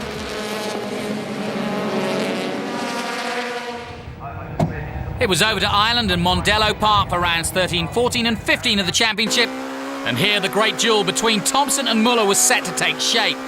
Would it be Ivan Muller, the Frenchman and reigning champion, who would carve out a commanding lead? Well, Muller was fastest in qualifying and started on the front row of the grid. Anthony Reid in his MG right beside him. Just behind Muller, though, however, his closest rival, James Thompson, who started on 4. Jason Plato and Matt Neal were next in 5th and 6th. Then it was the youngsters Sean Watson-Smith and Luke Hines. And just behind them, Tom Chilton and Dan Eaves on the 5th row. It's round 13 of the championship. Ivan Muller and Anthony Reid, and away they go. And it's a good start from the poleman, despite carrying lots of ballast. Ivan Muller gets off the line brilliantly well. Anthony Reid goes with him. James Thompson trying to go around the outside into the first corner. You can see Jason Plato in the mix there. He's safely on the inside as they come up through the second corner. It's Muller from Reid and Turkington Thompson almost side by side with Turkington, notes him, as they head down towards the fast kick and then the tight right-hander. Here on the move is Matt Neal, and he does make a move, and he gets past Jason Plato into the last corner. That looked pretty brave. Well, it was a great last-minute dive, and Plato was caught napping, but look at Plato fighting back on the inside up to the first corner. Muller leads the 2 MGs, but Plato's back down the inside. There's got to be a little bit of contact, a little slight rubbing between these 2 experienced campaigners. Matt Neal now has the inside line for the left-hander, and he stays ahead. Now, back on board with Matt Neal. Having got past Jason Plato, he's been pretty quick to close up on James Thompson. Thompson won't want to lose a place. He can already see Ivan Muller leading this race, and they were tied on points, remember, coming into this one. So Thompson will be desperate, I think, to try and stay ahead of Matt Neal. Thompson's been trying to find a good setup all weekend, but bear in mind his car is lighter than leader Muller, and he's dropping back. Here comes Matt Neal up the inside. He's got an overlap, a little bit of a touch. Will he get the power on early enough to have the inside line? Looks like he will.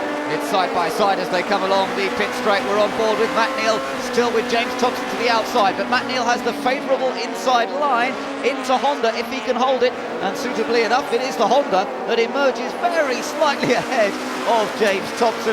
Through the left-hander they go, and Matt Neal is now in 4th place. Well, it's a bit of a disaster for Thompson. He's just on a salvaging exercise to get as many points as he can and change the handling again for race 2. Oh, and Thompson's made a mistake. My goodness, how did he get that back? The back end of the car swung round on him. Looked like he was going to be a spin, but he saved it. Well, just as he brakes on the corner, the back end steps out. He has to jump on the power big time to bring the front end round. A great save there. Ivan Muller still in front though, but look at Anthony Reid. You know, it looks to me as though Reid is potentially a little bit faster. They've pulled away from Turkington, but Reid now has to try and find a space to get past. Oh, and the second team sure-term car is out. That's Stefan Hodgetts making his debut. Now remember, Anthony Reid yet to win a round at the championship this year. Ivan Muller's had 3 wins. 2 of those came last time out at Alton Park. but Anthony Reid wants to get ahead if he can here, and just looking for that a correct opportunity, if you like. Oh! Dan Eaves is off. Dan Eaves into the gravel and just kisses the barrier. Not too much damage done, but obviously he's out of that battle for the 10th position that he was looking for. On board with Anthony Reid. Just look how close he is to the back of the Vauxhall Astra of Ivan Muller, the reigning champion. And Muller so far has not put a wheel wrong, but he has only got to make a tiny mistake, and Reid will be right there. Yeah, Muller's driving a very defensive line, but perfectly on precision, hasn't made a mistake so far, and a great race. This is a replay of Michael Bentwood getting past Watson Smith. So Michael Bentwood up into 10th place, and that's just the right time to do it as well, because we're just going on to the final lap, and that could give him pole for race 2. Look at Ivan Muller's line into the last corner. There's no way he's going to leave the door open for Anthony Reid, and as they come out of the final turn, Ivan Muller's done an absolutely outstanding job of protecting his lead to take the win in round 13 of the championship. So Van Muller's 4th win of the year gives him the edge over Thompson as MG record their best result of the year. But the SEAT team are well placed for race 14. Anthony was 60 and something more kilo lighter than me, so I could manage for a few laps, and then on the end it was hard on tyre, on brake, on everything. So that victory cost a lot. Round 14 of the Green Flag MSA British Touring Car Championship. Can Michael Bentwood put all of the bad luck behind him this year? Well, not a brilliant start from Bentwood, but it is a great start from Jason Plato from the outside of the front row. Rockets off the line, and his teammates going with him. And Huff is trying to take 2nd place, but Bentwood leans on him as they come through the first corner, and they're still side by side as they head up through the 2nd corner. No, they're not. Bentwood's off. There was contact between him and Huff as they went through into the left-hander, and look at the lead that's allowed Jason Plato to inherit. It's miles back now to Huff, who I think is still battling for 2nd place with Tom Chilton. Poor Michael Bentwood, every time he starts on pole, remember he had pole in qualifying at Brands Hatch, and that turned out to be a disaster, and it's a repeat today. This is on board with Rob Huff. He's got Bentwood just there in front of him. Bentwood's leaning on him. Oh, and he's tagged him and spun him round. Well, that's what happened to Bentwood, and he shot off. Let's just take another look from on board Matt Neal. Oh, he got a hit as well. Though I don't know whether that was sort of part of that. I think it was a separate incident, wasn't it, Tim? Yeah, that was Matt Neal slowing down to avoid the carnage and getting tagged by Matt Neal. Oh, and further carnage further on. Oh, the car's going absolutely everywhere in the confusion.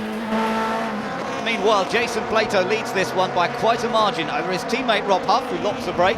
Tom Chilton comes through in 3rd, Thompson in 4th, Hines in 5th, Muller in 6th place with Anthony Reid right behind him. And remember race 1, that was Muller versus Reid as well. So Anthony's getting used to seeing the rear bumper of Ivan Muller, but this time the battle is for 6th position. Down towards turn 7A they come, the tight right-hander, and off in the background goes Matt Neal. Well, I wonder what he did there. Well, that's a downhill braking area. Matt's trying to keep the car going. He's just about got enough momentum to get the car turned on the gravel and rejoined, but he just simply outbraked himself on the downhill run there. Battle for 3rd place, really going well here for James Thompson. He's got past Tom Chilton, and Luke Hines also gets past the black Honda. And this is, oh, and Muller gets down the inside as well. He sneaks through there somehow, almost hitting his teammate in the process. But Thompson, I thought he might get a chance to make up some points on Muller, but Muller's following him through every time. Yes, Tom Chilton had got clear in his bunch, but he's been falling back with handling problems, and now they're just absolutely all over him. Jason Plato continues to lead this race. He's heading for his 2nd win of the season. Remember, he won at the first meeting of the year at Thruxton. Similar scenario, he earned himself a good grid slot for the 2nd race by dropping back at the end of the 1st race. It's exactly what he's done here. He's driven brilliantly well, made the break on the opening lap when Huff and Bentwood had their tangle, and it looks as though he's about to lead home the first ever SEAT 1-2. What a result that is for the team. Out of the final corner they come. Plato taking it fairly carefully, and a team overjoyed with that because they've got a 1-2 finish. Jason Plato beats Rob Huff across the line. Well, this 1-2 finish would have made happy reading for the SEAT team, but a steward's inquiry into the incident with Michael Bentwood has put Huff's 2nd place in doubt.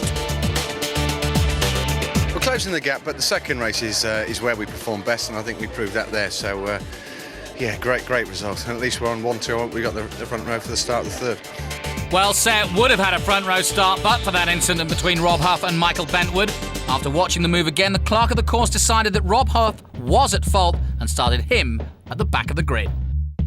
So it was James Thompson, the championship pretender, who was alongside Jason Plato on the race 15 grid. Then came Luke Hines and the champion, Ivan Muller. Third row, an MG zone with Reed and Turkington. Then there was the two Hondas of James Kay and Tom Chilton. And on the fifth row, Gavin Smith in 9th and Matt Neal down in 10th.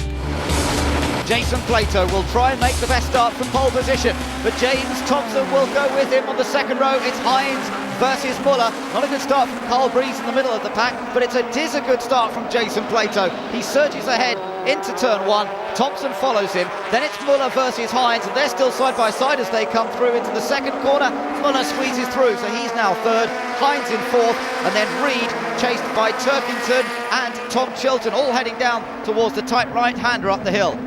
Another excellent start by Jason Plato, his second of the day, but he's got 3 hungry Vauxhalls up behind him. So Plato trying to make the break if he can. Thompson ahead of Muller, and in terms of the championship, it's important for him to score more points than the Frenchman in this final race of the day. Luke Hines is in the battle as well now. We're on board with Rob Collard. He's running 9th. Right behind is Matt Neal, and Matt Neal goes for it, and he's going for the inside line. Dan Eaves trying to follow him too, and Rob Collard is pushed out wide, and that gives space for Dan Eaves to knit through on the inside himself. Turkington's got past Hines as well, so his MG's on the move as well. He's following his teammate Reed through to the front. Yeah, Turkington now up into 5th place. He's got a bit of a gap between himself and Anthony Reed, but the 22-year-old Irishman would love to get a decent finish here. Well, I wonder if Sayak can take 2 wins today. They've already doubled their win record by taking the win earlier on, but Jason Plato seems to be in control at the moment. James Thompson's under pressure here from Ivan Muller, and going around the outside of both of them, or at least trying to, is Anthony Reed. On board with Anthony Reed, but he's been passed by his teammate. Colin Turkington taking advantage there and nips through on the inside. Well, Anthony wasn't expecting that, and now Colin Turkington's putting the pressure on Ivan Muller. Thompson is a mobile chicane at the moment. Look at the lead that Plato's got, and behind him they're just all swapping positions all over the place. Don't know which side to go, but opportunist Turkington moves past his teammate, and now he's going to have a go at Muller. Can he get past and do what Reed has failed to do for 2 races? Up towards turn 3, Turkington's on the inside, and he does muscle alongside Ivan Muller. He gets past the reigning champion, and Turkington is flying now. And in fact, I think right behind Matt Neal also made a move on Anthony Reed. Look, he's got ahead of the second MG. Bumpers flapping everywhere. This was the onboard view with Matt Neal. Well, you wouldn't think there was room to get through there, but Turkington and Neal finding a new line on the dirt on the inside, and both of them squeezing through. This is typical third race action, and in the background, James Kay's gone straight on.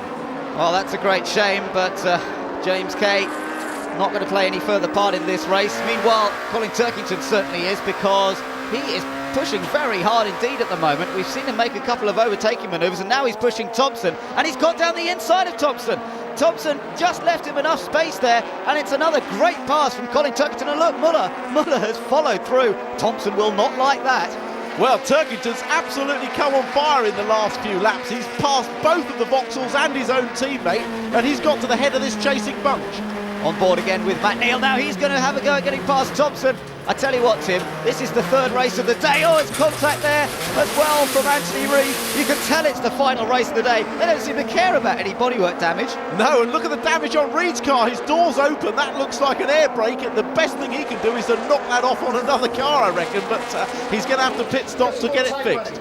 WSR getting ready to receive him in the pits to see what they can do, and all they can do really is try and tape it back together again and send him on his way. But so much more contact and damage and attacking driving in this race than we've seen so far in the earlier 2 races. This is their last chance, and they know it only too well. Now Turkington and Muller, Hines and Thompson, and then Dan Eaves with Matt Neal trying to go around the outside of Chilton, but he's got off. He's in the gravel. Well, Matt Neal got wide on the outside of that bend, braking round the left. That's Holiday and Island, and you're braking very hard whilst cornering, and it's brought out the safety car. This is a disaster for Jason Plato. Jason Plato leads them away on the restart. Colin Turkington in second. It's a good restart from Plato, already opening up a little gap over the MG. Third position is Ivan Muller, then it's Luke Hines, and James Thompson. Plato's just got to get his head down and try to open up that gap he had earlier on. Well, let's remember that Colin Turkington's had a disaster the last 2 years on his home track in Ireland. The first year, 2002, he had food poisoning. Last year, 2003, engine problems. Wouldn't it be fantastic if he can score a victory here on home ground? He's a lot lighter than Jason Plato, and now his dander's up. He's got a great chance. Dan Eves just making a move there on James Thompson, meanwhile, at turn 3, and he's got past as well. So another fairly physical move to make the position. And the VX Racing crew, seeing the fact that their lead car is now in 3rd place. Here comes Turkington, he's attacking for the lead. He hits Plato. Plato gets knocked sideways, and Muller now gets alongside and past him as well. Plato goes from 1st to 3rd in one corner. And the team are going to be very happy about that, Tim. Yeah, good move down the inside into 7A. Plato's trying to close the door, but Turkington's committed to the manoeuvre. Fortunately, he doesn't put Plato off altogether, and Muller, ever the opportunist, slips up into 2nd place. Meanwhile, Rob Huff's gone off, but let's just concentrate on the battle up front. Turkington, Muller and Plato, and the two great rivals, two former champions, are together and they hit each other. Plato and Muller have made contact. Plato's car launched briefly. Muller stays on track, but Plato is out of it by the looks of things, and Muller's lost a great many places as a result. Now we're back on board with James Thompson. He wants 3rd back from Dan Eves, and he's trying everything he knows. There's a little frustration, I think, out there. Yeah, this is the last lap, and Eves is defending very, very hard for that final podium position. Thompson and Chilton trying everything they can to get it off him. Turkington, though, is in great shape to take his 1st win of the year. He comes through, he takes the checkered flag. 4th was his best up to date this year. Now he takes his win at Mondello. To the Irishman, that means everything. 2nd to Hines. Who's going to take 3rd? Is it going to be Eves? Yes, Dan Eves just takes 3rd place. A first win of the year for Colin Turkington, proving just as robust as the experienced drivers on the tour. Another impressive result for Dan Eves here, and there was no mistaking who was the happiest Irishman at Mondello Park. It's unbelievable. I thought the Brands Hatch win felt good, but I have so much support here at the circuit and everyone was cheering me on the way around, so I'm absolutely delighted, especially for the guys. Started back in about 16th place or something like that, and picked him off one by one. Unfortunately, Matt got tied up in it somewhere with Chilton, I think, but you know, sort of very happy to pick up the pieces myself and get the podium. It was a good weekend for Ivan Muller, but still James Thompson was there breathing down his neck. Halfway through the BTCC, nobody could split the two drivers. Anthony Reid was still in contention, but the gap was widening. And Vauxhall 2 was strengthening their grip on the Teams Championship, 307 points.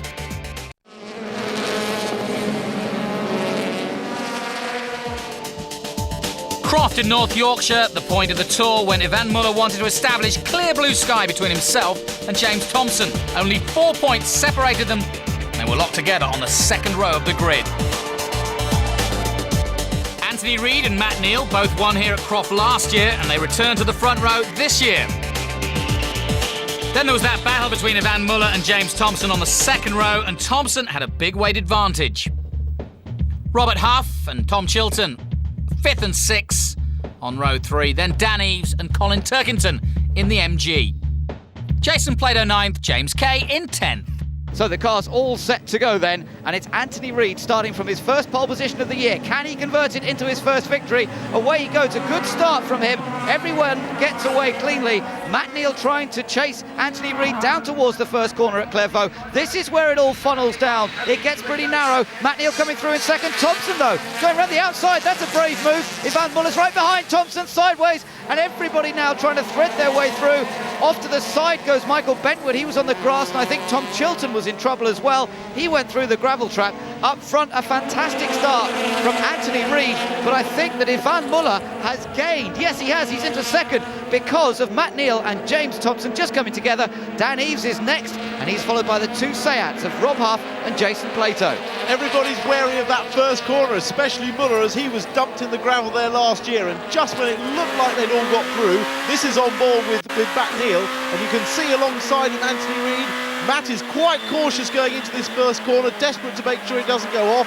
Gets it round the corner fine, but just in front of him to the left, there's James Thompson, and they touch. That leaves the door wide open for the opportunist Muller. Doesn't need a 2nd invitation. He's straight through on the inside up to 2nd. The top 3 come through the hairpin. There's Thompson, and Eves has just been passed by Rob Huff. good move that from Rob Huff just up the inside. Well, Dan Eaves obviously wasn't looking in his mirrors there. He left the door wide open for Rob Huff, and there was not even a hint of any contact there, which makes a change. And as we see Charlie Butler-Henderson trying to get past John Watson-Smith with the obligatory touring car contact, but Dan got caught napping there. Now look at this battle for second place, because Matt Neal and Ivan Muller, they've had some good races so far this year for position, and Matt Neal just behind the Frenchman as the Frenchman just locks a break into Sunny In, as it's known. Sunny In and Sunny Out, these two tricky right-handers. The camera angle is deceptive there. The cars are braking whilst turning to the right, so you see those puffs of smoke for the inside wheels, and it's hard to get the car slowed down. Now Anthony Reid, the car just bobbling around a little bit as he comes into Sunny In, but he has got no worries from behind him, and at last perhaps we're going to see Anthony Reid's first win of the season. Yes, this will back up his teammates' victory in the last race at Mondello. West Surrey Racing have done a lot of work with that car, and particularly John Judd on the engine. Further back, this battle going down to the wire as they approach Sunny. Yeah, James Kay behind Rob Collard, and he's getting a bit closer, goes for it down the inside, hits Collard. Well, he takes Collard off, and Kay, he doesn't seem to be able to stop. Oh, bang, into the barrier on the outside there. And the Yorkshireman Kay on home turf here, didn't work for him. No, I think James got his just desserts there. He's not really got an overlap and run into the side of Rob, and I think he's broken the left front suspension, which is why the car won't stop. And he seems to be struggling now. Can't get his steering wheel off. Where's your clip, mate? There. Poor bloke can't even get out of his car. Well, there you go. It's not proving to be a very good day for James Kay, even if it's not far from home here at Croft Circuit. Matt Neal still in third place. He's dropped away just a little bit from Ivan Muller. Yes, Muller, the opportunist, picked up that second place, much to the annoyance probably of James Thompson, but James further back in fourth, doesn't have the pace. Oh, Matt Neal's locked up and gone wide. Has he got a puncture, or has he just locked up and gone wide? This is the last lap. Where's Thompson? Can Thompson snatch by and get that third podium? I don't think he can. No, Matt Neal's rejoined. It's such a big gap back to James Thompson that Matt Neal's been able to go off circuit, get back on again, and still hold on to third place. Anthony Reid has shown the pace in qualifying, and he's shown the pace in this race as well. He's pulled away, he got the start, and he's taken advantage of it ever since, getting through some of the back markers now, lapping slower cars, but that's not proving to be too much of a problem, and Ivan Muller should be far enough back. There he is, just going past Tom Chilton, who had to change the tyre right at the start of this race, so he's not been playing part of it, I'm afraid. Reid now coming up to the last hairpin, the tightest corner, and it's going to be his first win of the season. He's been very consistent. He's been on the podium just about at every event so far this year, but it's about time that we saw Anthony win one, and he does so here at Croft, where he won last year. 3 different manufacturers represented on the podium, while Muller edges away from James Thompson. Jason Plato, meanwhile, well placed on the grid for race 17, along with Stefan Hodgetts. Stefan Hodgetts then with a tremendous opportunity to lead for the first time in touring cars if he gets off the line well. Well, initially he makes a surge. Luke Hines is stuck though from the second row. Luke Hines does not get going. Stefan Hodgetts has been passed on the run down to the first corner. Oh, where's Jason Hughes going? Completely different direction to the first corner to everyone else. And into the corner, and Hodgetts is off. Hodgetts in the gravel trap. Oh, it's all gone disastrously wrong for him. Into the first corner from pole position. He's in the gravel. It's Jason Plato that leads this race. Surprise, surprise there, I suppose. Tom Chilton getting sideways in the middle of the pack. But Stefan Hodgetts is out already, and it's Plato who leads. It's Dan Eaves in second and Rob Huff in third, and trying to come past if possible. Well, a disastrous start for Stefan Hodgetts. He bogged down on the line, and behind him Luke Hines stalled altogether, and then to add insult to injury, he got turfed off on the line. There we see it on the line. Not enough revs, too much clutch, and the engine bogs down. He was lucky he didn't stall. Moving down into the first corner, he's been swamped left, right and centre. Thompson on his right. He tries to come in, and someone whacks him up the back, turns him round. One of the Halfords cars in the mix as well. Through the flat-out chicane, and look at the speed that Dan Eaves' Honda's got. Tremendous speed through that chicane, but the Seats are very quick on the straight, and Plato just pulls away from him, and Rob Huff is along the outside of him. Yeah, look at this. Rob Huff trying to go around the outside of the tower corner, the right-hander, and he's got just a little bit of an edge here. We're watching from on board James Thompson, who's directly behind the two. We're now coming up to the left-hand part of the S's, and Rob Huff's through. So he's into second place. Dan Eaves demoted to third, and now James Thompson will try, I'm sure, to put some pressure on Dan Eaves and perhaps nip through on the approach to Sunny here. Well, he's not quite close enough. very difficult to get alongside somebody there, and he tucks in behind Dan Eves and holds on to 4th place. Into the pits has come Rob Collard. Look at Matt Neal and Ivan Muller just behind. They're rubbing doors once again, and look at the damage to both cars. Both their left front wings are damaged. In Matt Neal's case, it's missing altogether. It happens frequently on the Hondas, but it never seems to affect their performance. But Muller outbrakes Neal on the way to the corner, and Neal gets a tap from Turkington as he turns it. Well saved, but Turkington's still fighting back on the inside. Absolutely, he's a feisty racer, isn't he, Turkington? Trying to get back through, and he is back past Matt Neal. And I think Matt will look at that and say, wait, you gave me the tap on the way in then. The least you could have done is let me have the place back. But Colin is fired up. Jason Hughes out, I'm afraid. Steam pouring from the front of his privateer MG. But look at Ivan Muller, because he's now being attacked by both Colin Turkington and Matt Neal, and there's nothing to choose between them. And Turkington really has looked the strongest out there of this lead group. He's been able to get past Matt Neal. Can he now find a way past the reigning champion up towards the hairpin? This is a potential overtaking spot, of course, if he can nip up the inside, but Muller just places his car in the right place, and in fact Turkington, he's been caught out by Matt Neal. Well, Neal got his opportunity there with Turkington trying to set Muller up on the exit, leaving the door wide open, so its positions back to the way they were. But one of the Protons, that's Farik Harriman retiring, I'm afraid. Look at the view back from Ivan Muller, and Muller's gone a little bit wide here, has he? This could be a chance for Matt Neal to get past the Frenchman. I think he has got alongside, and in fact Turkington's going to try and take advantage too. Not quite able to on the exit of Sunny out. Look there, it is Matt Neal ahead of Ivan Muller, but Muller's still got Turkington trying to brave it round the outside into the S's. No way there, I'm afraid, not unless you're going to end up on the grass, and Turkington's sensible enough to know that. The best thing for him to do is to try and attack on the inside of the hairpin, but no, Muller's got that covered too. Not often you see the champion Ivan Muller outpsyched by pressure, but Matt Neal put the pressure on down through Barcroft into Sunny. Muller had just a fraction wide, and that was all the invitation Neal needed to nip through. Rob Huff still holding 2nd place. It's Jason Plato who leads this race. A 1-2 on the cards here for Sayat. What a strong result that would be for them. The MG's also running in tandem, but not quite so well up, I'm afraid, as Turkington keeps trying to get past Ivan Muller.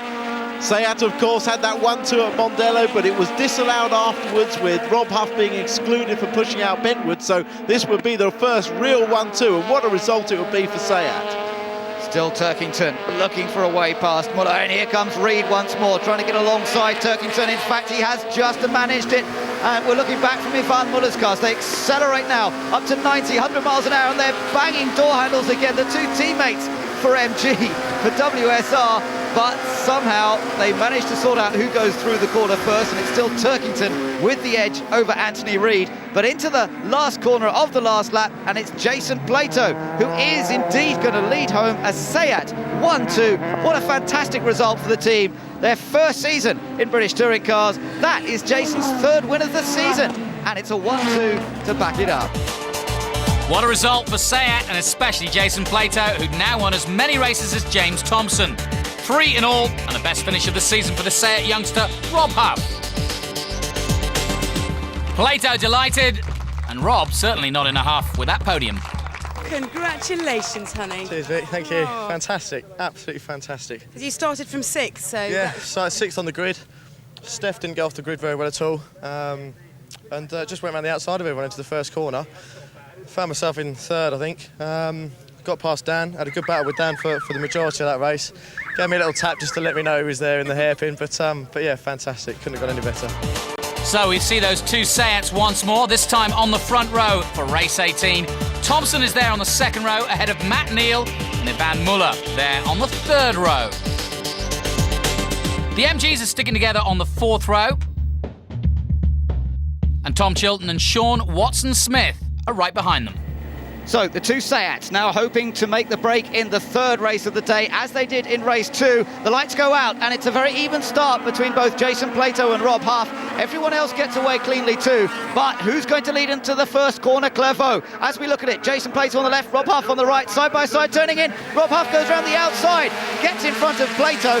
Plato defending 2nd place from James Thompson. Ivan Muller also trying to go through as Carl Breeze gets into trouble through the gravel, but I think he might be able to rejoin. Muller was trying to go round the outside of one of the Hondas there at Hawthorne, but I don't think he quite managed to do it. And it all means that Rob Huff is our race leader. Can Rob aim for his first win in touring cars? As he said early on, just look at this bunch though. Ganging up on Matt Neal, it's Colin Turkington and Anthony Reid with Sean Watson-Smith and Tom Chilton all playing the game. On board now with Tom Chilton. He's just gone past Sean Watson-Smith. Turns into Sonny in. Oh, he got it all sideways there. Big moment there. Oh, and Watson-Smith comes through as one of the marker posts goes flying. And also in trouble there, Stefan Hodgetts. Well, I think he might have lost a wheel again. And also his teammate, Charlie Butler-Henderson's got a puncture to the left front. So we've lost those two Team Sure Term cars on the first lap. That's what happened to Charlie Butler-Henderson. He tangled with James Kay. Oh, and a bang there on the side of the Matt Neal's car from Colin Turkington as Turkington squeezes through, and Matt Neal's got Anthony Reid right behind. But it's the Vauxhalls and the MGs now running lighter in this race that should be able to hunt down the Seats, ballasted up after their success in race 2. Colin Turkington won race 3 at Mondello last time out. We're riding on board with the Irishman now. I wonder if he's going to move up the order. That car's looking very stable. Oh, but he's hit Dan Eaves. Well, he clouts the rear quarter of Dan Eaves' car. Dan had no chance at all. Well, this is on board with Dan, and he's already turning into the corner when he gets hit, and absolutely a passenger there. And Turkington really committed to the inside, but nowhere near getting an overlap. And I'm afraid, Colin, that's going to be a fine at the very least, if not anything more. Matt Neal also got past him, but look at Thompson putting Plato under pressure here now for second. Who the f*** is that behind pushing me like a idiot? Tell Rob to sort this out, otherwise I'm going to get off here. Jason, it's Mark.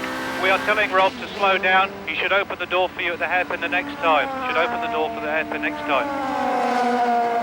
Interesting stuff going on here, Tim. The Seat team working hard. That's Mark Busfield on the radio and Eddie Hinkley, the engineer, working out some team tactics. And what a shame for Rob Huff. He's got a good lead, and Jason Plato, not fancying making a race of it, wants some help. There, however, is Jason Plato getting a little closer to the back of Rob Huff. Now, I wonder if Rob is going to let him through. As we gather, he's been requested. Not easy to do that here at Croft. Up towards the hairpin, yes, he's left the door wide open, but he's got to be careful because Thompson might go through into second. And as they come out side by side, Rob's got to try and fend off Thompson. He does just do it. Well, Huff giving up that place, that hard-earned lead that he had, and he knew if he stayed wide, he'd have the right-hand side for this first corner. It'll be fairly safe, but he's now going to have to do the job of defending the back of Jason Plato's car. Now we're riding with Tom Chilton once again. Anthony Reid trying to attack Sean Watson-Smith, gets down the inside. Watson-Smith cuts back on the inside himself, and they slow each other down, giving Tom Chilton a great run here out of town. But where can he go? They're coming up towards the S's. The road is filled with Reid and with Watson-Smith, and Tom tries to go around the outside. No way! There was never a way through there, and poor Tom's now ended up out on the dirt, running on all the marbles. He'll have muck all over his tyres. He should have held back and tried to get a run at Watson-Smith after the S's. Matt Neal under pressure still from Colin Turkington. Ivan Muller, who lost those 2 places earlier on, still keeping on terms with them. Turkington there. Oh, and Matt Neal's in trouble. That was why Turkington suddenly had to move out the way. Matt Neal slowing down, and he's coasting off to the side of the circuit, offline, onto the grass, to the nearest marshal's post. And that looks like a pretty catastrophic failure of something on the car. His dad looks at the monitor. It's all over for Matt Neal. Yes, Father Steve with a Paddington hard stare at the monitor there as he sees his car retire, but so not going to be the day for Team CompuTeach with Halfords. But back to Kirkington. Look how stable that car looks on the brakes, and now he's putting Thompson under pressure. Thompson's run wide. Oh, that's not something you see too often. James Thompson, a slight mistake. He just didn't quite have the stability with the car through the far section. Turkington takes advantage. Oh, Thompson trying to come back at him at the S's. No way through there, and Turkington therefore is up into 3rd place. Now that we've lost Matt Neal, it means that Thompson is 4th and Ivan Muller is 5th. So from Thompson's point of view, the championship, he'll be sorry to have lost Matt Neal from that. It was a good buffer. Here's the replay. Pressure brought to bear on Thompson through the far series of corners. And he just runs out wide, opens the door nicely to Turkington. Colin Turkington and Huff gets sideways. Good car control, but is he going to hold 2nd place, or is Colin Turkington going to snatch 2nd? He's very close to it. Well, poor Rob Huff, you got to feel for him. He had a big lead. He gave up his first place for Plato. Now he's had to drop back and incur the wrath of Turkington. I think he should get Plato's bonus money this race. Well, Turkington's running out of opportunities to get past Rob Huff because we're into the closing stages now. And as long as Huff defends it to the hairpin, he should hold on to second. It looks like we're going to be on for another Seat 1-2. Here we come again! Well done, everyone! And Jason had every reason to be delighted, as did Seat's team. For the second 1-2 of the day, James Thompson makes up the vital ground on Ivan Muller. The day really belonged to the Seat duo. Great result, and that makes up a little bit for Mondello, where technically I had the third race in the bag and the safety car came out. I mean, it's just one of those things happen. But today we had the pace and we worked very well, and all the engineers did a great job on my car. It was improved again in the third race, and yeah, it's a cracking team is Seat Sport UK. Jason helped me out a lot by sacrificing at the first corner for me. We had a bit of a plan that, if we got even starts off the grid, then he'd just hold back a little bit, let me through, and then obviously the favour was returned a little bit later. So James Thompson was nibbling away at Ivan Muller's lead, while Jason Plato was the only driver to win 2 races at an event this season, also making ground in the championship as well.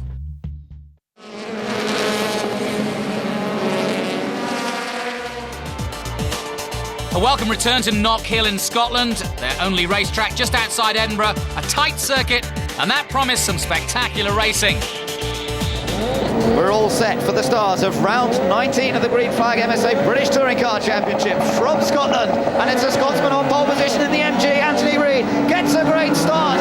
Not such a good start from Tom Chilton, but I think it might be enough to hold second. Yes, he slots in front of Colin Turkington. James Thompson is in 4th place. There's a spin in the middle. That's Carl Breeze in the Alpha. James Kay takes to the grass to avoid him, and Carl Breeze rejoins. So that could have been chaos, but thankfully I think they've got through it safely, and no one has collected the Alfa Romeo. Oh, somebody is off, and that might have been as a result. I'm not sure of what was going on. The marker posts get taken out straight away there at the chicane as Rob Huff attacks James Thompson and tries to get past 4th, and he's trying to go around the outside of Clark Curve. A brave place to try it. He's on the grass and he's through the banner, and he loses places as a result, and Rob Huff is demoted.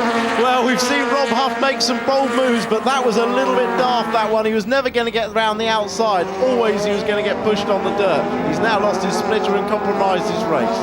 Well, Luke Hines' car still in the pits, so problems for his car. Anthony Reid leads, but look at Tom Chilton. Chilton is chasing the MG. He's right there with him. So we've got a battle for the lead here between Anthony Reid and Tom Chilton. Opposite ends of the spectrum when it comes to age, of course. Anthony Reid, 47 years old, and Tom Chilton, 19 years old. Look at Ivan Muller here. Ivan Muller keeping the pressure on Dan Eaves, currently running in 6th place, with the top 3 are all closed up together once more, and Chilton keeps the pressure on Anthony Reid as Luke Hines rejoins. Yes, don't know what the problem was there, but what a great battle up at the front here. Chilton looks really busy. Oh, no, little bit of a hold up here. This is the problem. You can attack the car in front, but straight away you have to defend from the car behind. Look at Chilton now. He's got to defend. This gives Reid an opportunity to break away, but 3 abreast into the hairpin. Fantastic stuff. Thompson's trying to go around the outside here.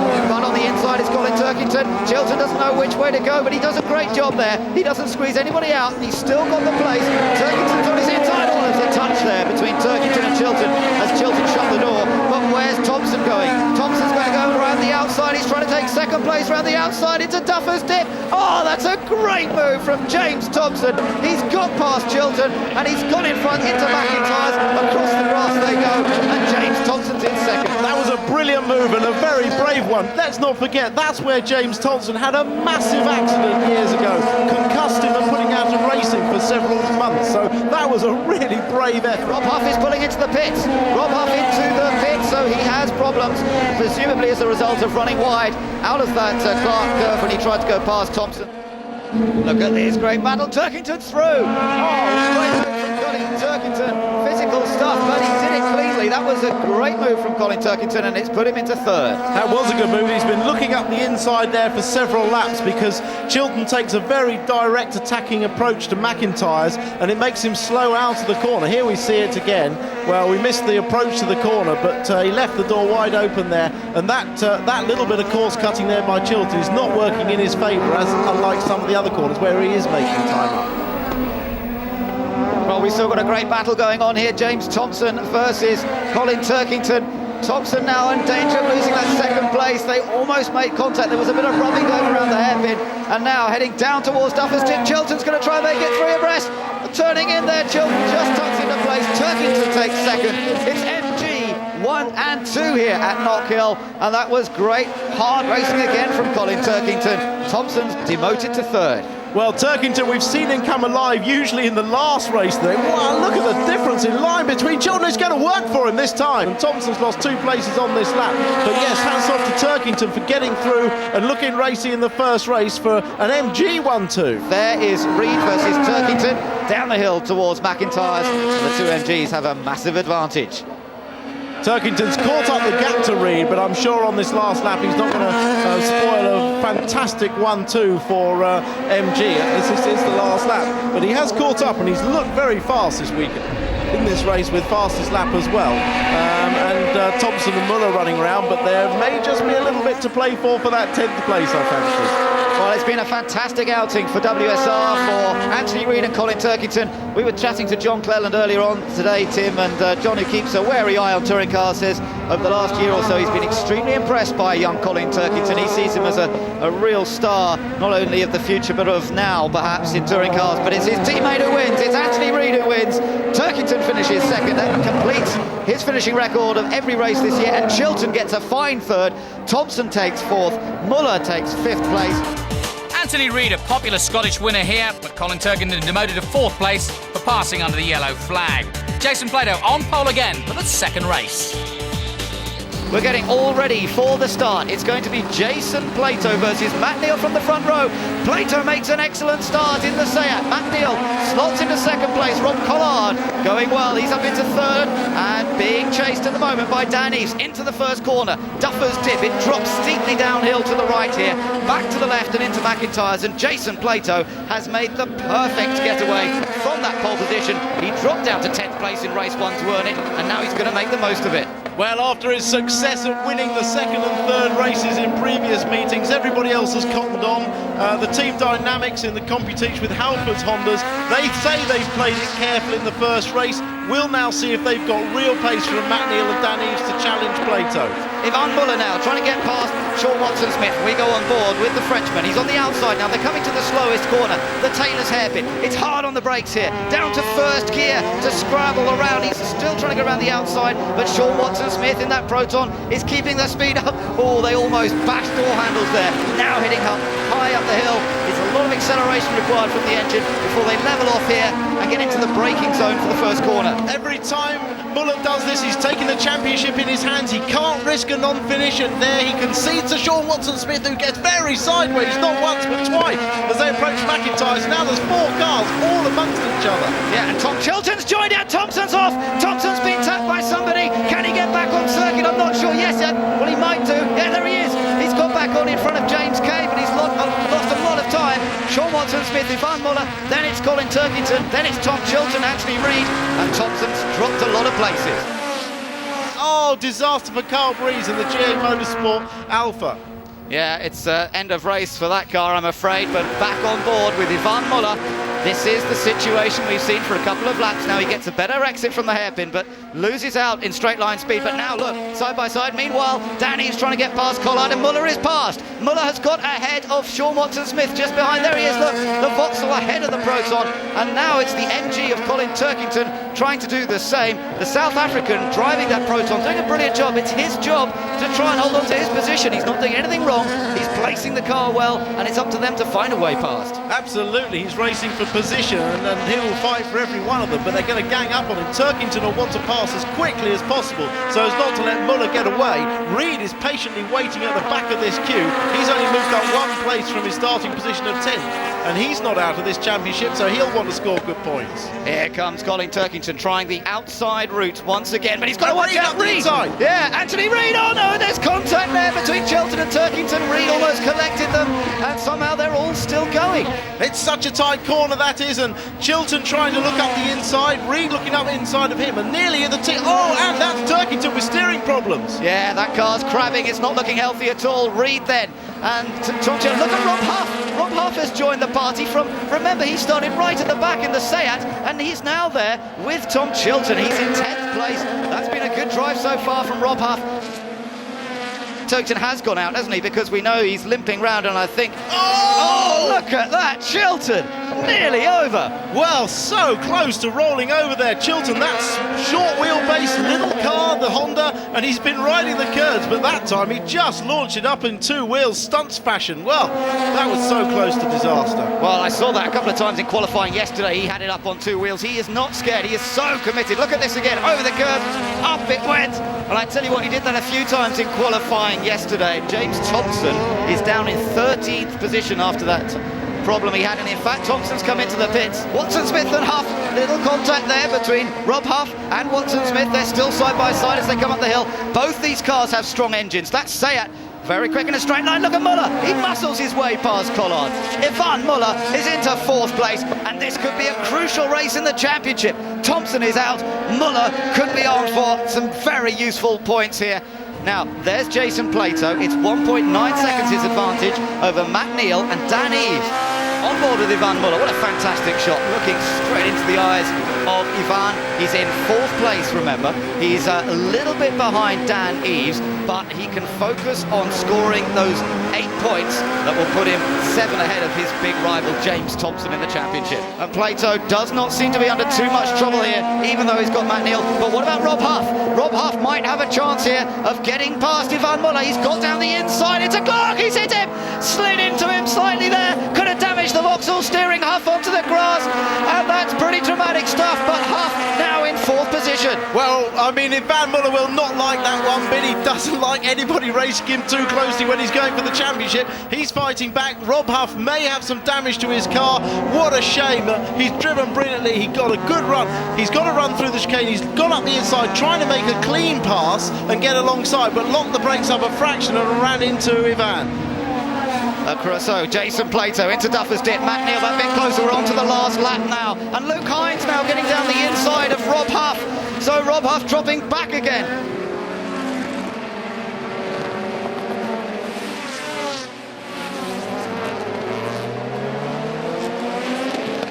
And Plato, who won the last 2 races at Croft, now looking to add to that tally even more. Up the hill he comes with the 2 Hondas chasing. I wonder if he's going to be able to do it twice again today. We've got another race still to go here today, don't forget. Jason is in control, but Matt Neal's that touch closer, and this really is the last lap now. And Matt Neal having a little look, or Plato having to defend now. He's got some work to do if he's to hold these 2 Hondas back. Plato needs to drive a perfect second half of this lap. There's really this last but one corner Clark. He must execute this perfectly to get a good run down to the hairpin to avoid Matt Neal getting a chance to pass. He looks to have done it well. The Seat power will carry him through. Will he defend the inside, or is he confident he's got enough pace? Well, this is the last time they come down to the hairpin, so Matt Neal is running out of opportunities. He's not going to make the lunge. He knows that there's a 3rd race to come. He does not want to damage the car, and all 3 of them are driving cleanly. They want their cars in one piece. They will start up front for the 3rd race of the day, but they win. Jason Plato wins at Knockhill. So Plato's race 1 tactics paying off with a win here. It's followed home by Matt Neal and Dan Eves, and then Ivan Muller. And that's the order of the grid for race 21 of the BTCC. Plato's first, with Matt Neal beside him. Dan Eves alongside, Ivan Muller on the 2nd row, then Luke Hines and Rob Huff. Anthony Reid and Sean Watson-Smith are next. Meanwhile, James Thompson at the back in 16th place. As we get all ready for round 21 of the Green Flag MSA British Touring Car Championship to get underway here in Scotland. Away we go. Good start again from Jason Plato. Going with him is Matt Neal and Dan Eves, and everybody I think is away away cleanly from that standing start, down towards Duffers Dip. Plato holds the middle of the road. Matt Neal follows him through. Anthony Reid there with Rob Huff side by side behind them, and they're coming still side by side into McIntyre's.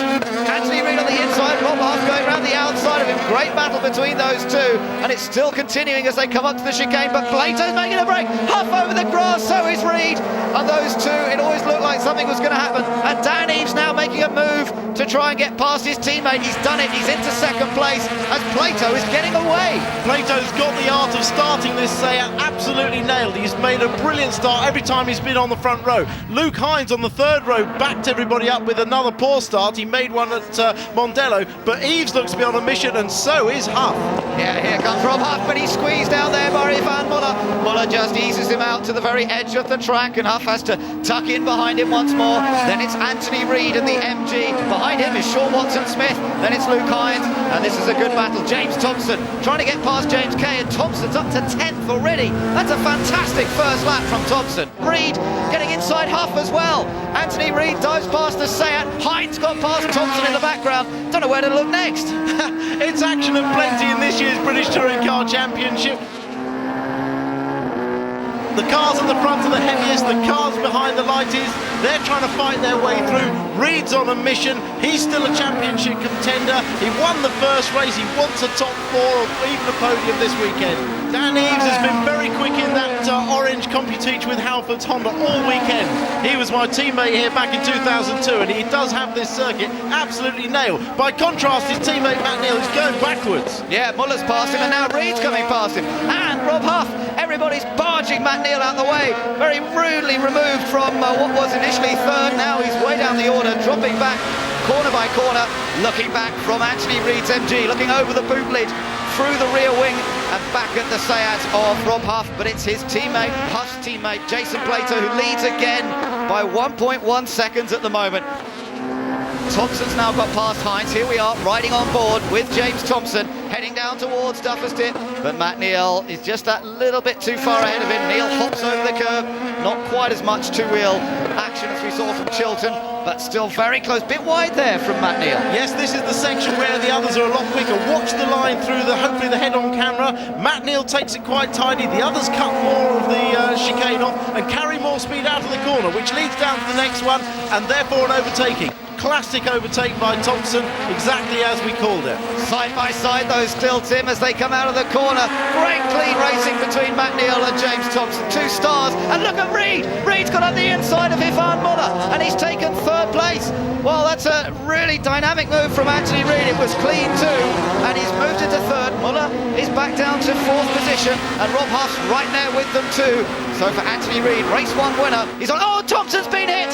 Thompson's been hit by somebody. There's smoke pouring from his car. How much damage is done? He can't believe this. Every time he goes out, he's been hit by somebody. Oh, and surely he's in trouble here. The problem with the back of that car, that is the car that he damaged in practice. The whole of the back of that car was smashed in. It's really only made of pieced together tape and a little bit of metal welded into the back. It's certainly not as strong as a standard car. So any accident, any damage like that is going to cause a multiple effect of crushing, and it's pushed the bodywork onto the tyre, but he looks to have got away with it. Jason Plato is having to drive defensively now, and what he's trying to do is to put that second car in the group in the middle of the sandwich there. He's trying to almost allow Reid to close up, isn't he? Very much so. He's trying to back Dan Eaves up on the road. Dan Eaves, oh, this is brave, it's going to touch. This might work. This might work. That was a good, clean move. He got clearly up the inside. There was a little bit of contact, but it was absolutely side to side. So Dan Eaves takes the lead from Jason Plato, and Anthony Reid now coming up into second place, but Plato's trying to come down the inside to stay in second. And remarkably, Dan Eaves has closed on, caught and passed Jason Plato, and he's moved ahead of the Seat Honda, and now in front at the track Knockhill, where they took their first win with the Civic Type R 2 years ago in the hands of Andy Prio, and now it's Dan Eaves doing likewise with his car, pulling away here from Jason Plato and Anthony Reid. Yes, these battlers. Reid slips up the inside of Plato. Plato's now starting to suffer with halfway through the race with the extra weight taking its toll on the tyres, and look what's happened. Ivan Muller and Rob Huff, who were running further back in 4th and 5th, have now caught up to make this a 4-way scrap for second place. Oh, and Reid's got the inside into Clark Court curve this time, and and it's got to be Plato who's got to be careful, because now Muller might get him as well.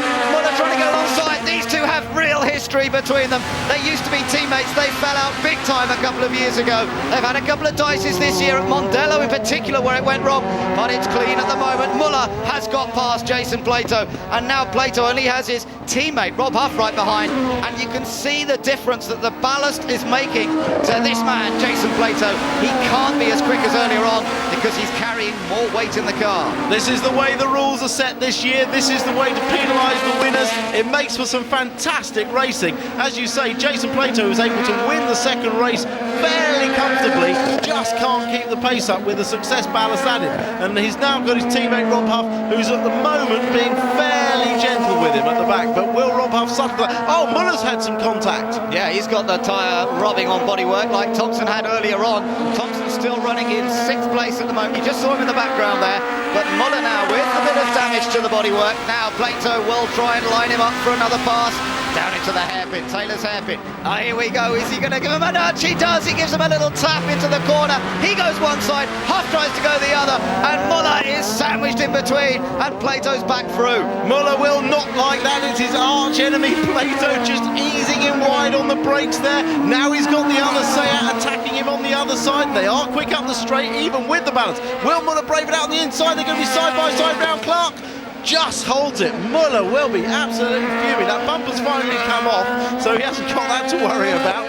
The only danger in this race is failing the weight check at the end of it, I think. Yeah, there's not much left on that car, but it's still going fast. He stays ahead of Rob Huff. Huff goes very wide indeed. Oh, he was lucky to get back on the track there. And Muller is given a little moment's respite because that cost Rob Huff about less than half a second. But look how James Thompson's catching this group. Thompson's going quickly at the moment. Some quick laps, a 55.8 last time around. Quicker than the rest of this lead pack, although it's still Anthony Reid who set the fastest lap early on. And look at Reid. Don't forget Reid here. He's still in second and catching Dan Eves a little bit as we look at this great race for third position. Plato, Ivan Muller, the two great rivals of recent years in touring cars, the two who battled over the 2001 championship, and Plato nudged him and Muller says, I'm going to get my revenge here, I'm going to give you a nudge. And oh, it's so close. It's about 80, 90 miles an hour through there. They're nudging each other. Muller now trying to get up the inside. Oh, they're pushing each other. Muller goes off. Muller's on the grass. And Plato's got through safely. And it's Thompson's got between them now. Knockhill always produces fantastic racing. That is the exact place that Thompson, his teammate, went off in the first race. Now Muller's had the same medicine dished out to him. This championship just fluctuates one way or the other as we see Chilton in the gravel. Yeah, very bent right rear wheel on that one. Thompson now under pressure from Rob Huff. But for Thompson, this is major, major news. And up front, I think Reid's got in front of Eves. I think there might have been a change for the lead. There has. Anthony Reid has got ahead of Dan Eves just as they went over the line ahead of us. There he is. The MG's got in front of Eves. And Reid, who won race one earlier on today, has got ahead once again. And Turkington now had to think about getting past Thompson. Thompson, perfect. Oh, position there. But he's got alongside Plato. Plato made a little mistake there at the hairpin. And suddenly James Thompson's got a chance. But Turkington's going to try and make it three abreast as they come up over the hill. Back marker in the way. Oh, they squeeze past it somehow. And Turkington's going to come back again into Duffer's Dip. Thompson's into third, and Turkington's going to try and get past the Seat to move into fourth. Bit of contact, he's through. That was great. I think Plato must have just locked up a little bit at the hairpin and run a fraction wide, and that was all the chance that Thompson and then Turkington needed to go. You can't get back into line. If you lose one place, there's someone else there just to dive up the inside and take that place away from you. We're on board Ivan Muller. He's still going. He's in ninth behind Matt Neal. That's the back marker. Richard Marsh just moving well out of the way, doing a fine job of getting out of the way of these guys. Muller desperate to reclaim some points. It's been a complete reversal of race two, and it's Thompson who's going to gain on this one as opposed to Ivan Muller. James Thompson's third place is by no means assured. Here comes Turkington. He's got a long side. This is the perfect run up the hill and into the first corner. Turkington's going to get that final place if he can get past here. Will Thompson brave it round the outside? We've seen him do it. No, he's too far back. The power of that newly developed four-cylinder Judd-developed MG engine was able to carry Turkington up the hill and move him past James Thompson. And Turkington now into third place. So MG's looking to finish first and third here in the third race of the day. Don't forget, oh, Plato very wide, he's on the grass. Oh, and his teammate goes past him. Plato had no choice there, really, but to let his teammate through, and he's almost let Luke Hines past, and Hines will still get a run on him down towards the hairpin. It's the last corner of the last lap, and Anthony Reid is going to make it 2 out of 3. The win in race 1, the win in race 3, and that was a brilliant race from the veteran. Second goes to Dan Eves. So 2 out of 3 for Anthony Reid in Scotland. A fantastic day for him, but maybe more significantly, James Thompson finished a clear 5 places ahead of Ivan Muller. Anthony, what an absolutely cracking race. It was so eventful. What was your favourite part? Winning that third race, I mean, fantastic. I mean, I can't describe the feeling I have at the moment. I mean, so delighted for the team and MG, you know, because it's a privately run car, but it's so quick at the moment. What was your favourite move? Because, I mean, there was so much going on in that race. Yeah, I love overtaking Ivan Muller. Why? I don't need to explain that one, do I? No. So Anthony Reid gave himself an outside chance of winning the championship. James Thompson, though, has whittled away at Muller's lead, is now just 1 point behind him. And Vauxhall's still way out on top with 397 in the manufacturers.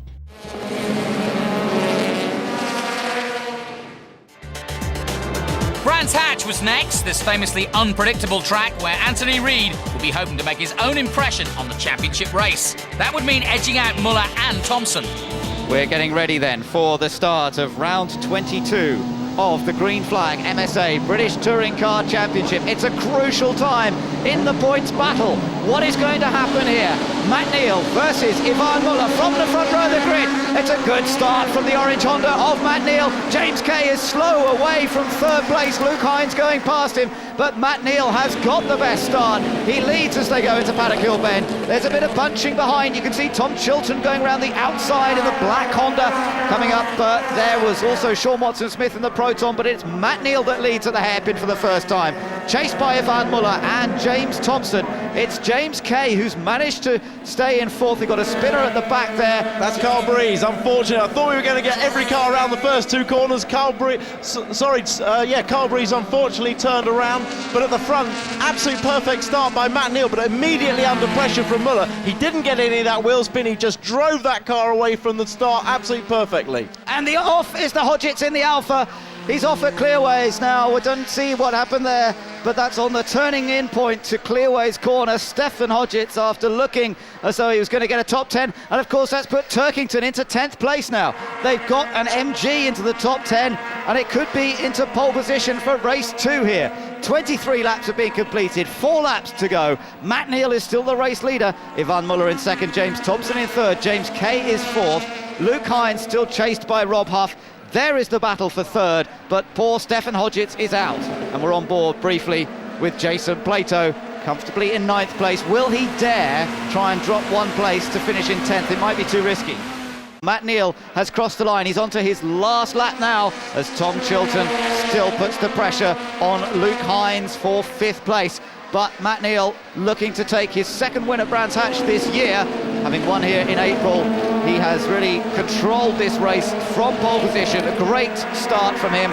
He's got a 1.8 second gap over Ivan Muller, and he's just got half a lap to complete now to take victory here at Brands Hatch. Muller will be pretty happy, I think. It'll extend his lead slightly over Thompson, but Thompson, he's struggled with a bit more ballast, and he's going to come home in 3rd place. Who will be 10th, though? That's the big question. Turkington's under pressure from Bentwood, let me tell you, as they come down the back stretch. Matt Neal's heading towards the checkered flag. He's out of Clearways, onto Brabham Straight. Matt Neal takes the first race win of the day. Ivan Muller finishes in 2nd place. We wait for James Thompson to come through in 3rd. So a Matt Neal victory with Muller and Thompson 2nd and 3rd. Colin Turkington was awarded that 10th place as Michael Bentwood was deemed to have pushed too hard. So Turkington started pole for the next race. We're all set for round 23 of the Green Flag MSA British Touring Car Championship. from Brands Hatch. It's one of the toughest circuits to overtake, but we're on for a great race, and Turkington makes a good start from pole position. Plato slots into second. Watson Smith tries to squeeze through on the inside, but there's no space because Plato has filled the gap there. And out, oh, and there's a spinner, and that's Muller. Oh, there's Hines. It's Luke Hines in trouble. Luke Hines in the third of the VX Racing cars got tipped into a spin. Thompson's still there. Muller is still there. A bit further down, he got slowed down in that incident, but he didn't get taken out, which is going to be a big relief to him. It's Turkington that leads the race from Jason Plato. The two race favourites, Turkington and Plato, got off the line. Turkington made the better start. Plato was forced to move over across on Sean Watson-Smith and nearly had a repeat of the accident he had here back in May where he rode off his car. But now he's in the groove, immediately up the inside at Clearways. He's got a good inside overlap onto the main straight on Turkington already. Oh, that was a great move from Plato, clambering over the curb to make sure he didn't hit Turkington. And they're side by side at 130 miles an hour on the brakes into Paddock Hill Bend, down 2 gears into fourth, and Plato with that inside line has the lead. He's taken the advantage from the MG. It's the yellow and silver Seat that goes ahead, and we're looking back now from Plato at Colin Turkington. Sean Watson-Smith in the third of those 3 cars going well. Behind him is Tom Chilton in the Honda, and then the second of the Seats, that's being driven by Rob Huff. Plato really aggressive on the first lap. He stated his intentions straight away. That was a really good first lap. He's already got 5 wins under his belt, as you say. He's now looking for number 6. Yeah, he was superb into this corner, Clearways. Watson-Smith now, this is where he said to me that they're struggling a little bit for traction out of this corner. Anthony Reid is into the pit. Anthony Reid, the man who's had such a successful run coming into this meeting at both Croft and Knock Hill. He won 2 races at Knock Hill, but he's not going to go well here. Chilton up to third now, so the group there just behind, that's Chilton in third and Rob Huff alongside. They bang wings as they turn into surtees, and Rob Huff has got third. Well, Rob Huff, he's got more weight on his car than teammate Jason Plato. Plato with the lightest ballast success on the car, minus 24 kilos. Rob Huff on 0. There is poor Anthony Reid getting out of his car, and from the delights of Knock Hill, it's the disappointments here at Brands Hatch for the veteran. And Rob Huff having got that third place now, and Thompson now got the inside line for surtees. This could be Thompson through. Yes, he's got the line this time, and James Thompson takes fourth. Oh, as Chilton tries to get up the inside but doesn't manage it. Whoa, and the Peugeot's out. That's Richard Marsh in the number 40 car. So Plato is comfortably leading this race again. There's a look back at Luke Hines. He's currently running in 10th place. But remember, the lineup for race 3 this afternoon is as they finish this second race. There's no reverse grid going on. So whoever wins this race will end up on pole position for the third race of the day. And you can see the orange car of Dan Eves, again putting a bit of pressure on Ivan Muller. Muller having been beaten. Oh, Muller's a bit wide. Muller's wide, and Eves has got an overlap. Can he get it up alongside before Muller pulls over? I think he can. Don't forget, Muller's carrying a lot of ballast in this race, and this is the effect. When he loses momentum, he can't stop going backwards because the other cars without much ballast are in a better situation. He comes back down the inside. Oh, he's having to work so hard at this, but Eves will have a go at getting back alongside towards surtees. Muller defends that position, and Muller carrying 30 kilos of ballast is finding it very hard work out there. But onto the last lap go the race leaders. It's Plato from Turkington and Rob Huff. That's the top 3, and the question really is, can Rob Huff do anything here to take second place? He's going to have a try, I'm sure, but Turkington has it covered. Plato's got this one in the bag, but Huff isn't finished. He'd love to make it yet another, say out 1-2, pick up a bit of bonus money. He's not finished yet. His last chance is going to be up the inside into Clearways, but I'm absolutely sure that Turkington's going to cover it, and Turkington has almost caught up with the back of Plato, but I'm sure Plato's just bringing this one home nicely. Yeah, he's just got to get through the final corner here. Turkington, is he going to get a push from Huff? No, that's where Turkington was pushed by Bentwood earlier on today. But out of the last corner, it's win number 6 of the season for Jason Plato. An absolutely superb performance. Once again, race 2 is Plato territory, there's no doubt. Turkington takes second, Huff takes third, James Thompson takes fourth. Ben to Jason. Jason, many congratulations, another victory. It's getting good, this, wasn't it? I have to say, big thanks to the team, really. I know I'll thank them every time, but we were in trouble after the first race. We had a lot of understeer in the car, and Eddie Inksley, my engineer, and the mechanics did a fabulous job. And we took a bit of a gamble and changed quite a few things on the car. And I have to say it was superb. The car was great for the first few laps. So yeah, another win. So that gives Jason Plato pole position for race 24 of the championship. Alongside him, Colin Turkington. Then Rob Huff and James Thompson is carrying 9 kilograms.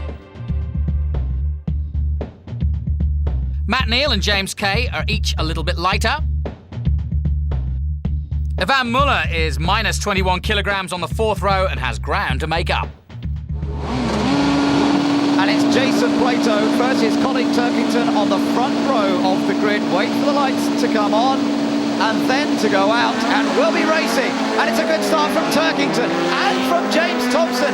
Thompson makes a great start from the 2nd row of the grid, but it's the MG, the black and silver MG of Colin Turkington that leads. Here comes Matt Neal trying to go around the outside in the orange Honda, but he can't get past the Seat. And Jason Plato takes 3rd. Rob Huff is in 4th. As Matt Neal tries to go around the outside at the hairpin. That's pretty brave. It can get terribly slippery out there on the edge of the track, and Kay trying to follow him through. Oh, Matt Neal on the grass, but he cannot get past those two. Jason Hughes there, giving Luke Hines a little tap as they came through Graham Hill Bend. And the battle for the lead. James Thompson on the inside into Surtees, side by side. Oh, wonderful racing. Vauxhall versus MG. MG on the inside. Turkington still has it, but Thompson will go all the way with him. Through clearways they come. They're still side by side. Turkington's car carrying ballast, remember, may not be so fast onto the straight, and Thompson's trying to take the lead here in terms of the championship. It's crucial that he gets in front, but he's not got the overlap, and he's got to watch out because Jason Plato's right there in 3rd place. What a first lap. That was an incredible half lap of touring car driving with Turkington and Thompson side by side for over half a lap, and that's the view from Plato's car. From Thompson's car right up behind. He's now got Plato tucked in 3rd place. Plato so far hanging on to these two very well. Yeah, these three may begin to, but look at Bentwood behind them. Michael Bentwood's had a brilliant start. James Kay on the grass. He got a tap from somebody. I'm not quite sure what happened, but I think he's rejoined. The leaders come into clearways. Thompson. Oh, look at Plato. He's doing what he did to Turkington. Right over the curve on the inside. He's done it. He's done it again for the 2nd time today. He's used that line into clearways. He clambered over the curve to avoid too much contact. But now the lighter Vauxhall has the edge down the straight. But Plato's got the inside line for Paddock Hill Bend. And it's Plato who holds on to 2nd place. Thompson's down to 3rd, and Michael Bentwood still running brilliantly in 4th, ahead of Ivan Muller and Matt Neal.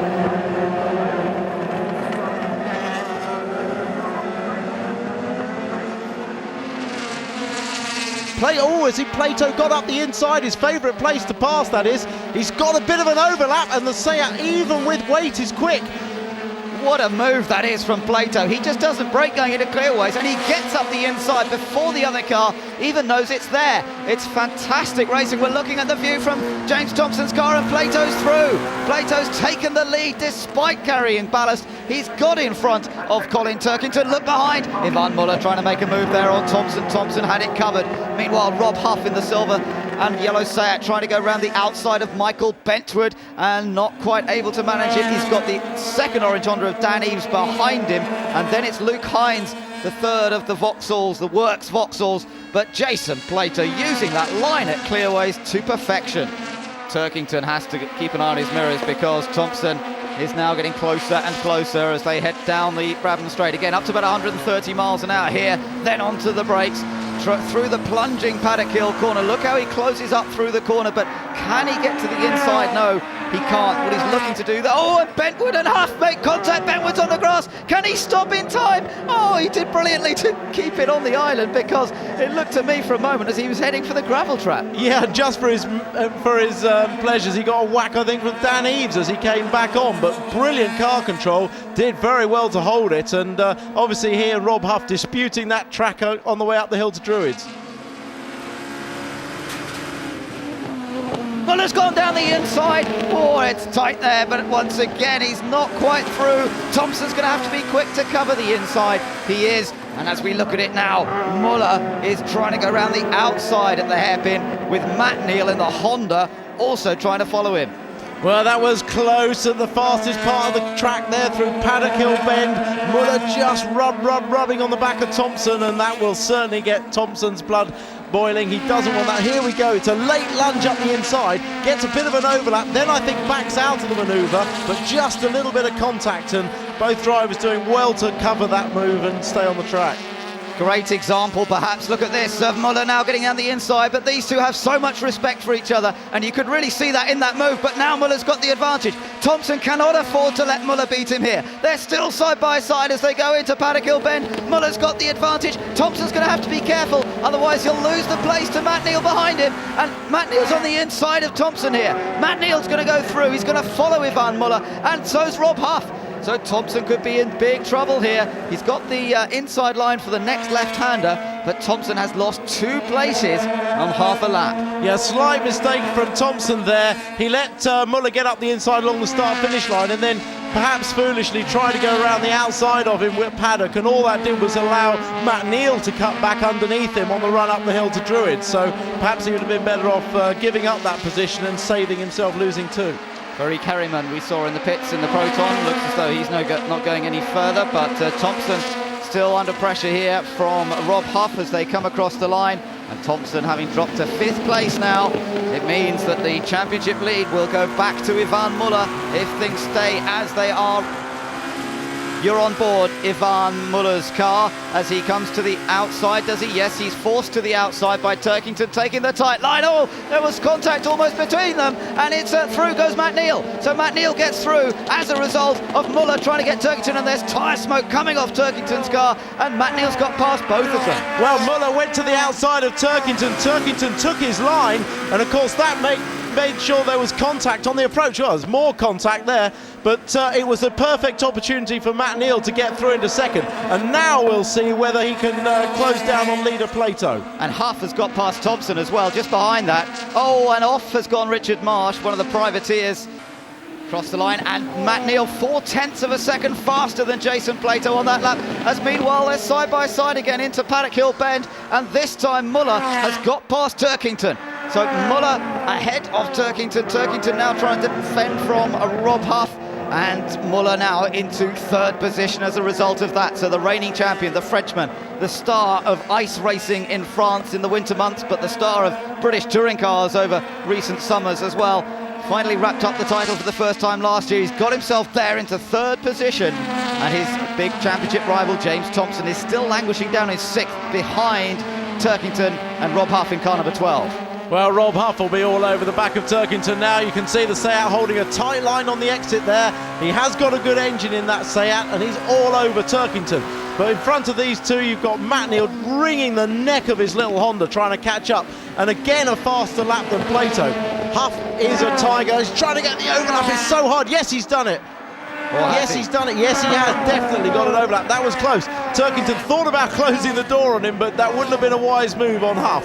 But will Thompson get through as well? I think he will. Yeah, Turkington goes wide, and that's put Huff into 4th place and Thompson into 5th, and here comes Bentwood going for it as well. Bentwood squeezes through. That was a bit of a risky manoeuvre. He's on the grass coming out, and there's Anthony Reid joining in. Reid, who started at the very back of the grid, and Anthony Reid inside the top 10, and he's gained another place there. This is a fantastic performance from Anthony Reid, whose championship hopes have really been slipping here today. Now he's got to get past Bentwood, and remember, he's got to keep it clean as well. Plato coming around to complete his 23rd lap, 5 laps to go.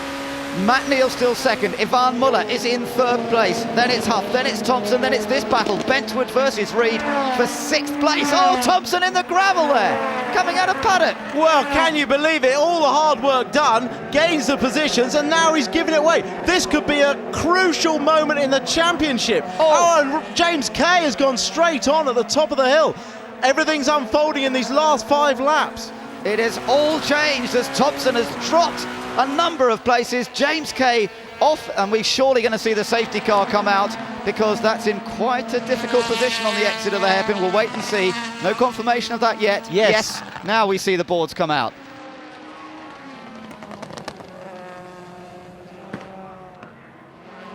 When they come across the line this time, is it just going to be the 1 lap? I think it is. We'll see. We'll see. We've got the lap counter in front of us, actually. Yes, they've just put it down to 1 now across from our commentary position. So it's the 1 lap. It's a 1 lap shootout for the win in race 3 here at Brands Hatch. And it's Jason Plato who blasts away. Matt Neal and Ivan Muller go with him. And Ivan Muller's been in this situation before with a late race restart. Oh, and Plato sideways. Matt Neal, and Muller comes through. Muller's on the inside, and it's the Frenchman who's going to take advantage of all this. Ivan Muller, but he's run wide. He's run wide. He's in trouble. That's Rob Huff in the lead. Rob Huff is about to win his first ever touring car race. What a fantastic! It's all going now. Muller sideways again. Reed is out on the grass. They're all over the place. They're all desperate on this last lap. And Rob Huff is going to win his first British touring car race in the Seat. He was driver of the day here at Brands earlier on this season, and he has emerged from chaos on the last lap to take his first ever win. The 24-year-old from Newmarket has won here at Brands Hatch. Second place goes to Jason Plato. Third goes to Michael Bentwood. He got third. And his father in the middle there in the white shirt, he must be so proud. After one of the most amazing laps of the season, the championship was still in the balance. But this day belonged again to Seat and, above all, Rob Huff. Tell us about that last lap. It was unreal. On the restart, I think Matt got past.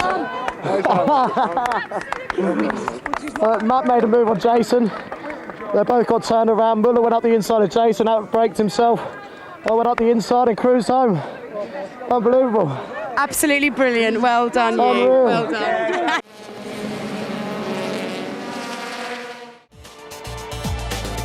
At Snetterton, the BTCC was building up to its climax. Thompson and Muller were neck and neck, but mathematically, Plato and Reed could still take the title. Or could they? To be where we are with, 5 DNFs, I'm pretty pleased really. Third in the championship. It's possible. It'll be very tough to get that, and even though mathematically a win is on, it's not going to happen. And then it was never our game plan. The reliability of the Vauxhalls, Jimmy and Ivan know what it takes. They know they've got to just pick up the points. They're not going to stick the necks on the line. Yeah, they've got to beat each other, but they're going to be 1 and 2. Let's hope they can keep it clean as we get all set for the start of round 25 of the Green Flag MSA British Touring Car Championship. Away we go to good start from poleman Thompson. Thompson initially away well. Ivan Muller has to slot into second place behind him. Then it's the Honda of Tom Chilton, the black car, and Matt Neal on the inside. Matt Neal holds on to third. Chilton is in fourth place. The two MGs trying to get up there as well. And everybody's got off the start line safely, I think, this time, and through Riches cleanly. And Jason Plato has started from pit lane. No question, if James Thompson was a drag racing expert, we'd say he had the best reaction time. I watched his car jump off the grid as soon as those lights went out. He got the initial drag. A perfect start for him. Muller probably okay in second. Matt Neal in third. Positions as per the grid. Down the inside, Carl Breeze trying to make a move there. I hope they don't run out of space. Sometimes it can get a bit tight coming through the S's. Thompson still leads from Ivan Muller. In third place is Matt Neal, then Tom Chilton. It's Anthony Reed and Colin Turkington then in the two MGs, with Dan Eves running 7th, Rob Collard in 8th, Luke Hines in 9th, and Rob Huff is in 10th place. Good start that from Rob Huff. We're riding with Matt Neal in the dice for second as they come through Russell Chicane. That's the slowest corner on the circuit. About 50 miles an hour through there. Huff! I'm sure that's Rob Huff that's off.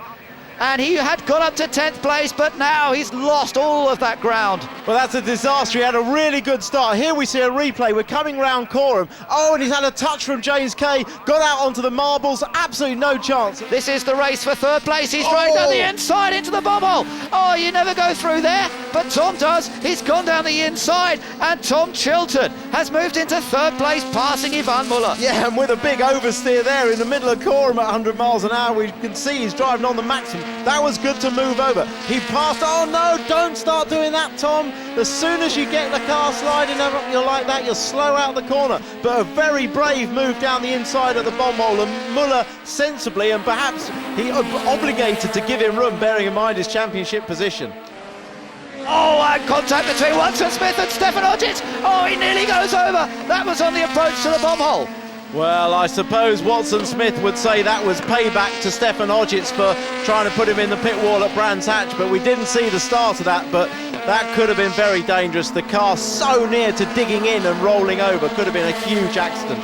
There's race leader James Thompson, Matt Neal in the orange Honda, running in a clear second place, Chilton in third, but what about fourth place? Turkington now, with a chance of taking the inside line into the S's. Muller still battling, but how hard is he prepared to fight it? He still has the inside line. No, Turkington's taken it. Well, that was some desperately late braking. It looked like they were going to go around the first part of the corner side by side. Oh, there's dirt on the track there. They both caught it. Wow, big. Has Muller got a chance back up the inside in the corner? No, I don't think so. Yes, good driving by both of them, particularly Turkington, to break that lane and get in front. But here comes James Thompson to take his fourth victory of the season, his first win since Silverstone in May. It's been a long time since Vauxhall have won a race, but finally they've done it.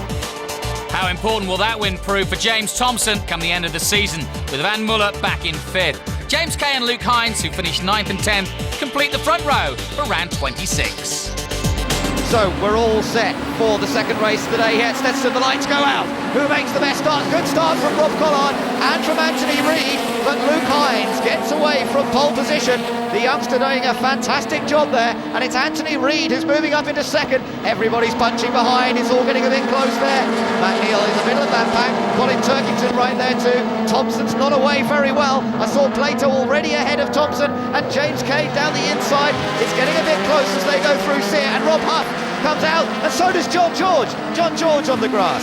Well, it's already kicked off in this second race, hasn't it? It only took 2 corners. Somebody was off in the first corner, and then 2 more at the second. It was actually off the start line. That's Richard Marsh. He spun out in the first race. Let's hope he can get going.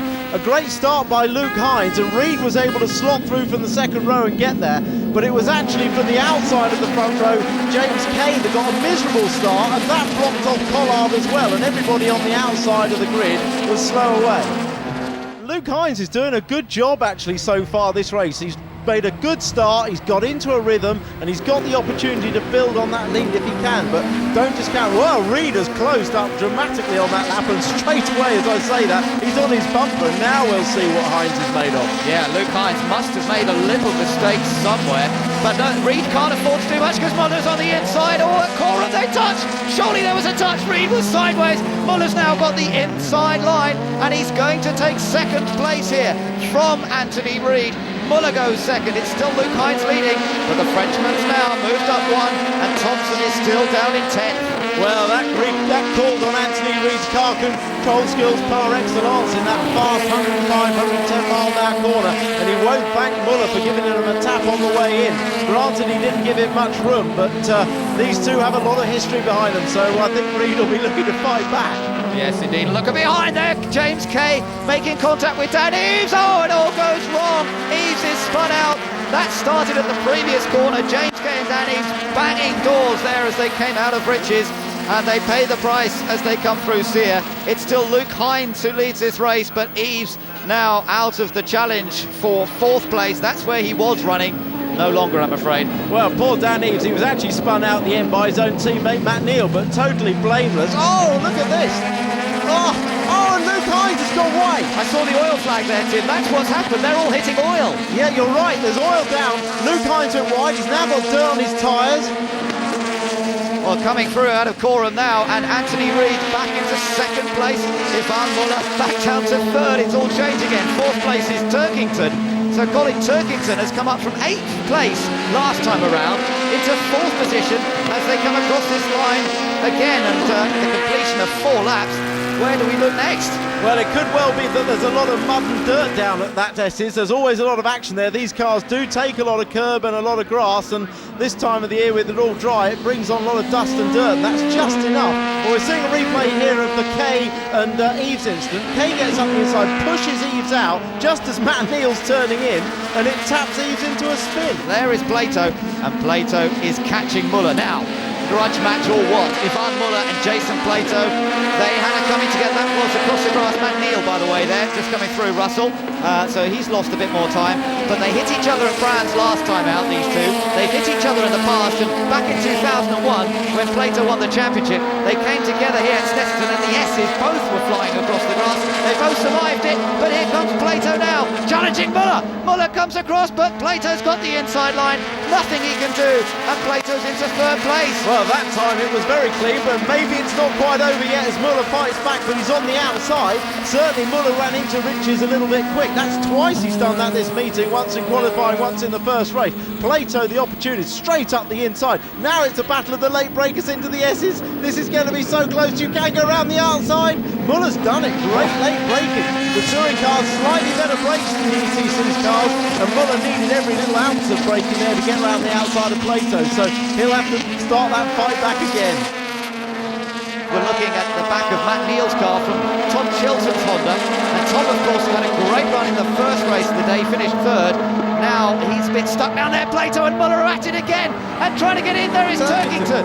Oh, that was every lap through Riches and into Sear. It seems to be there's a lot of action.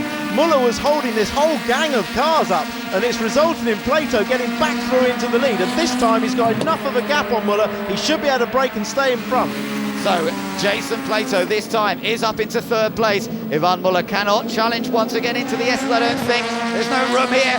Almost touching the back bumper of the Seat. How much closer can the Frenchman get? But behind him is the black MG of Colin Turkington. Then a tiny gap back to James Kay, Rob Collard and James Thompson. And Muller needs to stay with Plato here to see whether they can close that gap up that's opened up to Anthony Reid running in second, and race leader, who's doing a fantastic job so far, and that's Luke Hines. James Thompson, though, somewhat further back still. He's running in 8th place, and he is stuck. He can't repeat the sort of performance we saw in race 1 from Thompson, simply, Tim, presumably because of the amount of ballast that he's got to carry. Absolutely. The weight is so critical to these cars when they're on such a fine performance level. You know, 20, 30, 40 kilos makes all the difference. And yes, it certainly spices up the racing for us, even if the drivers don't like it. But it's the same rules for everyone, so grin and bear it, chaps, and just get on with it.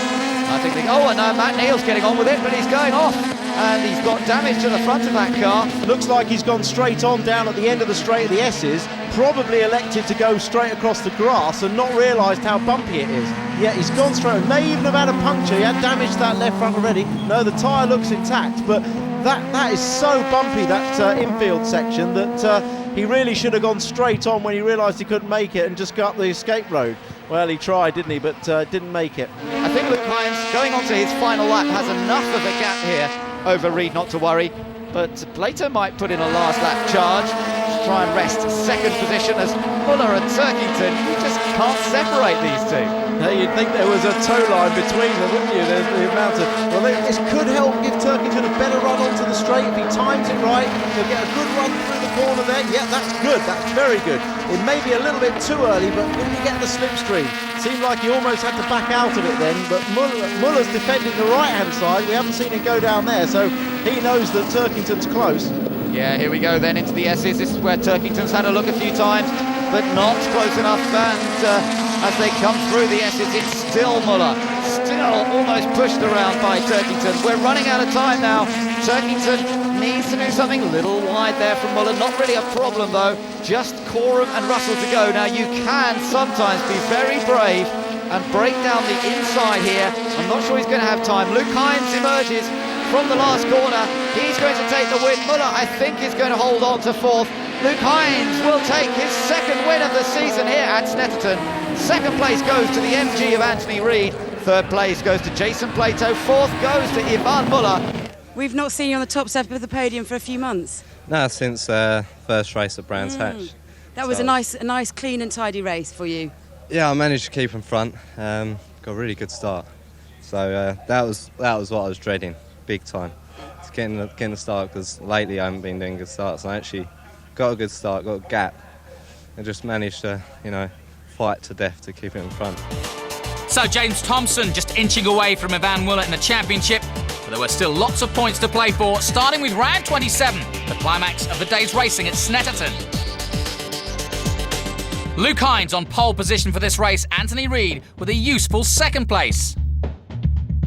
Jason Plato and Ivan Muller just behind them on the second row. Then Colin Turkington and James Kay come next. Then James Thompson on row 4 with 15 kilograms shed. It's 16 laps once again of the 1.9-mile track. Away we go, and it is a good start from Muller. Ivan Muller makes a scorching start from the second row, and it's Muller who gets ahead as they head towards Riches for the first time. Rob Huff is going with him. Where did Rob Huff come from? Because that was a very quick start from Rob Huff, I think. And Muller now trying to defend as they head up towards Sear, and Huff's trying to go through on the inside. I'm not quite sure how he managed that, but Huff somehow has emerged leading as they head down the Revit Straight. Well, I said look out for Rob Huff. He was on the outside, got a brilliant drive. Luke Hines held up the inside of the row by not getting a good start, and Huff was away like a shot. Brilliant. So it's Rob Huff that leads, Ivan Muller in second place, Reed and Thompson. Thompson trying to go around there at the S's but couldn't make it. Hines is now behind Thompson. Thompson has to go through here trying to make up some ground. What's going on there? Oh, a wide line there from Anthony Reed. That might give Thompson the chance to go through. But it's Rob Huff, the winner from Brands Hatch, that leads. Ivan Muller in second. Reed under pressure from Thompson. Will Thompson go for the move into Russell? No, he doesn't. So there's a gap developing between the top two and the race that's going on for third between Reed, Thompson, Hines and Tom Chilton, who also got away well. Yeah, it'll be an interesting battle this between Muller and Huff. Muller said in the last race he was paddling with the extra ballast on. He said he was going to put the sails up and race this time. Look behind him though, Reed crossing over to the inside to defend from Thompson. Thompson can see the top two getting away and he wants to get past Reed here as quickly as possible. Now James is on the inside, he outbreaks the MG, and as long as he doesn't run too wide on the exit here, he's up into third place and now heading down the Revit Straight, building up to 140 miles an hour. You're riding with Tom Chilton, who's in sixth place, right behind race 2 winner Luke Hines. Towards the S's they come, and look at Huff and Muller still very close, but now Thompson with the task of closing that gap. Thompson will try very hard to at least keep Muller honest and catch up a little bit. I think these early laps are decisive when you've got the weight ballast coming into play with the cars at the front starting heavy. You don't want to be stuck behind them for too long, so Thompson will be pleased to get past Reedy so quickly. Yes, and that means he's only one place behind his big championship rival, Ivan Muller. Further back you can see Turkington in the pack, so's Dan Eves, Rob Collard, and Matt Neal has done well because Matt Neal started way down and he's in 11th place already, but he's now behind Rob Collard, and James Thompson found it a tough task to get past Rob Collard in the previous race. Collard is a very wide driver if he needs to be. He's got a stock car racing background, he knows how to keep him behind, but Matt Neal looking up the inside. We'll have to see if he got through. Well, Collard's out wide. He'll shut the door. Look at that. I told you he was aggressive, but I think Neal's cleanly up the inside. He still needs to get a good exit out onto the long Revit Straight. He looks to have done that without running wide. So yes, he's through. Yeah, that brings him into 9th place. So Matt Neal, having started way back on the 9th row of the grid in 18th place, is now up to 9th already. That's a good effort. But look at Luke Hines and Tom Chilton racing side by side. Chilton with a... Oh, no, they've tangled. Hines and Chilton tangle as they come into the S's there. Chilton's on the grass as a result. And what a disappointment because they were racing hard there for 5th place.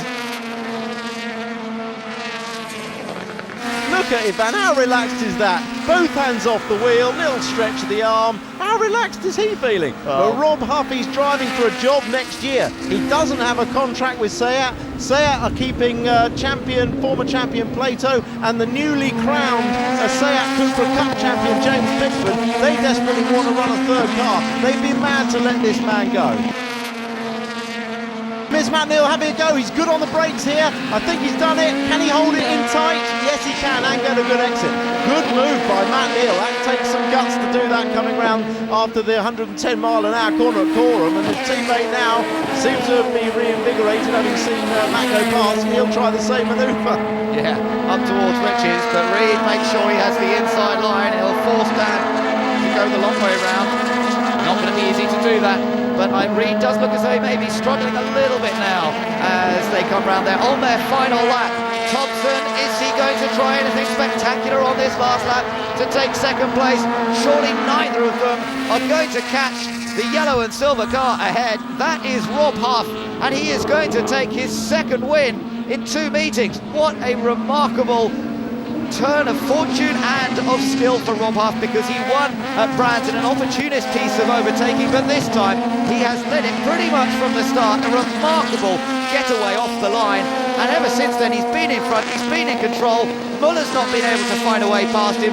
Thompson's just been stuck behind Muller, hasn't been able to get through either, and it's Rob Huff now who's only got the final corner to go to take his second win of the season. Rob Huff from nearby Newmarket comes through to win the third race of the day at Snetterton. Beautifully driven. Second place goes to Yvan Muller. Third goes to James Thompson. Another win for Rob Huff, as Yvan Muller edged it to finish a place ahead of his Vauxhall rival. It's been a mixed day though for James Thompson. James, you managed to get the lap record, so well done on that one, but maybe not quite so well done for finishing behind Yvan. Yeah, disappointed with that. In terms of the weekend, we've turned a points deficit into a points advantage, so that's all you can really hope for. But the second race was a bit frustrating, and the third race, a lot of work to do from seventh. To get up to third, you work hard, getting past people, consequently you work the tyres hard. But car wasn't quite as good in the third race. But at the end of the day, like I say, the main thing, all I'm bothered about is the championship. Winning a race here and there. The main thing is for me to keep ahead of Yvan, and that's all I'm really interested in. You're making a bit of a habit of this, aren't you? Oh, what a weekend. What 2 weekends in a row, with Brands Hatch and now coming into my home circuit. Struggled madly all weekend with the extra weight we've had and just the setup in general, and then made a bit of a tweak on the last race there. It was the tiniest little thing and just completely transformed the car and, storming. So still 4 points separating the two Vauxhall drivers, which meant the championship once again was going all the way to the wire. Even Anthony Reid had an outside chance. All eyes now down to Donington Park.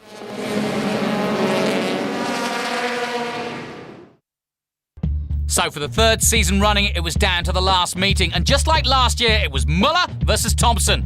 Thompson, though, had the edge going into Donington. I've won a race already here this year in the European Championship, so it's got fond memories for me. I started my Jim Russell racing career here when I was very small, so it does have fond memories, and there'd be no better place to clinch the championship if we do than here. It's always difficult to fight for the championship at the last race, especially when it's your teammate, because first it's the same car of you, it's the same color, so you can't do anything bad. And also is, I think, my philosophy to not do it, especially between two cars of the same team. I was a little bit grieved with some of the tactics he employed a little bit earlier on, and fair enough. I've not made good that yet. So at the end of the day, he knows that he's got it coming in that respect. You can't dish it out one way and not expect it the other way. Let's go racing. The lights go out. Oh, it's a bad start from Plato. Dreadful getaway. Matt Neal makes an excellent start this time, and James Thompson comes up in a second trying to block Muller, who's trying to come down by the grass there. Plato right in the middle of it all, and as they go through Redgate, Plato's trying to go around the outside of Thompson and Muller. Oh, and off goes Stefan Hodgett, squeezed out in the usual barging match through Redgate. The leader's broken away though. It is Matt Neal. He might not have got it right on his outlap, but he's got it right this time. Plato very lucky to be in third place. And there's contact between Thompson and Neal. Neal saves it. He may lose second place as well, and third and fourth.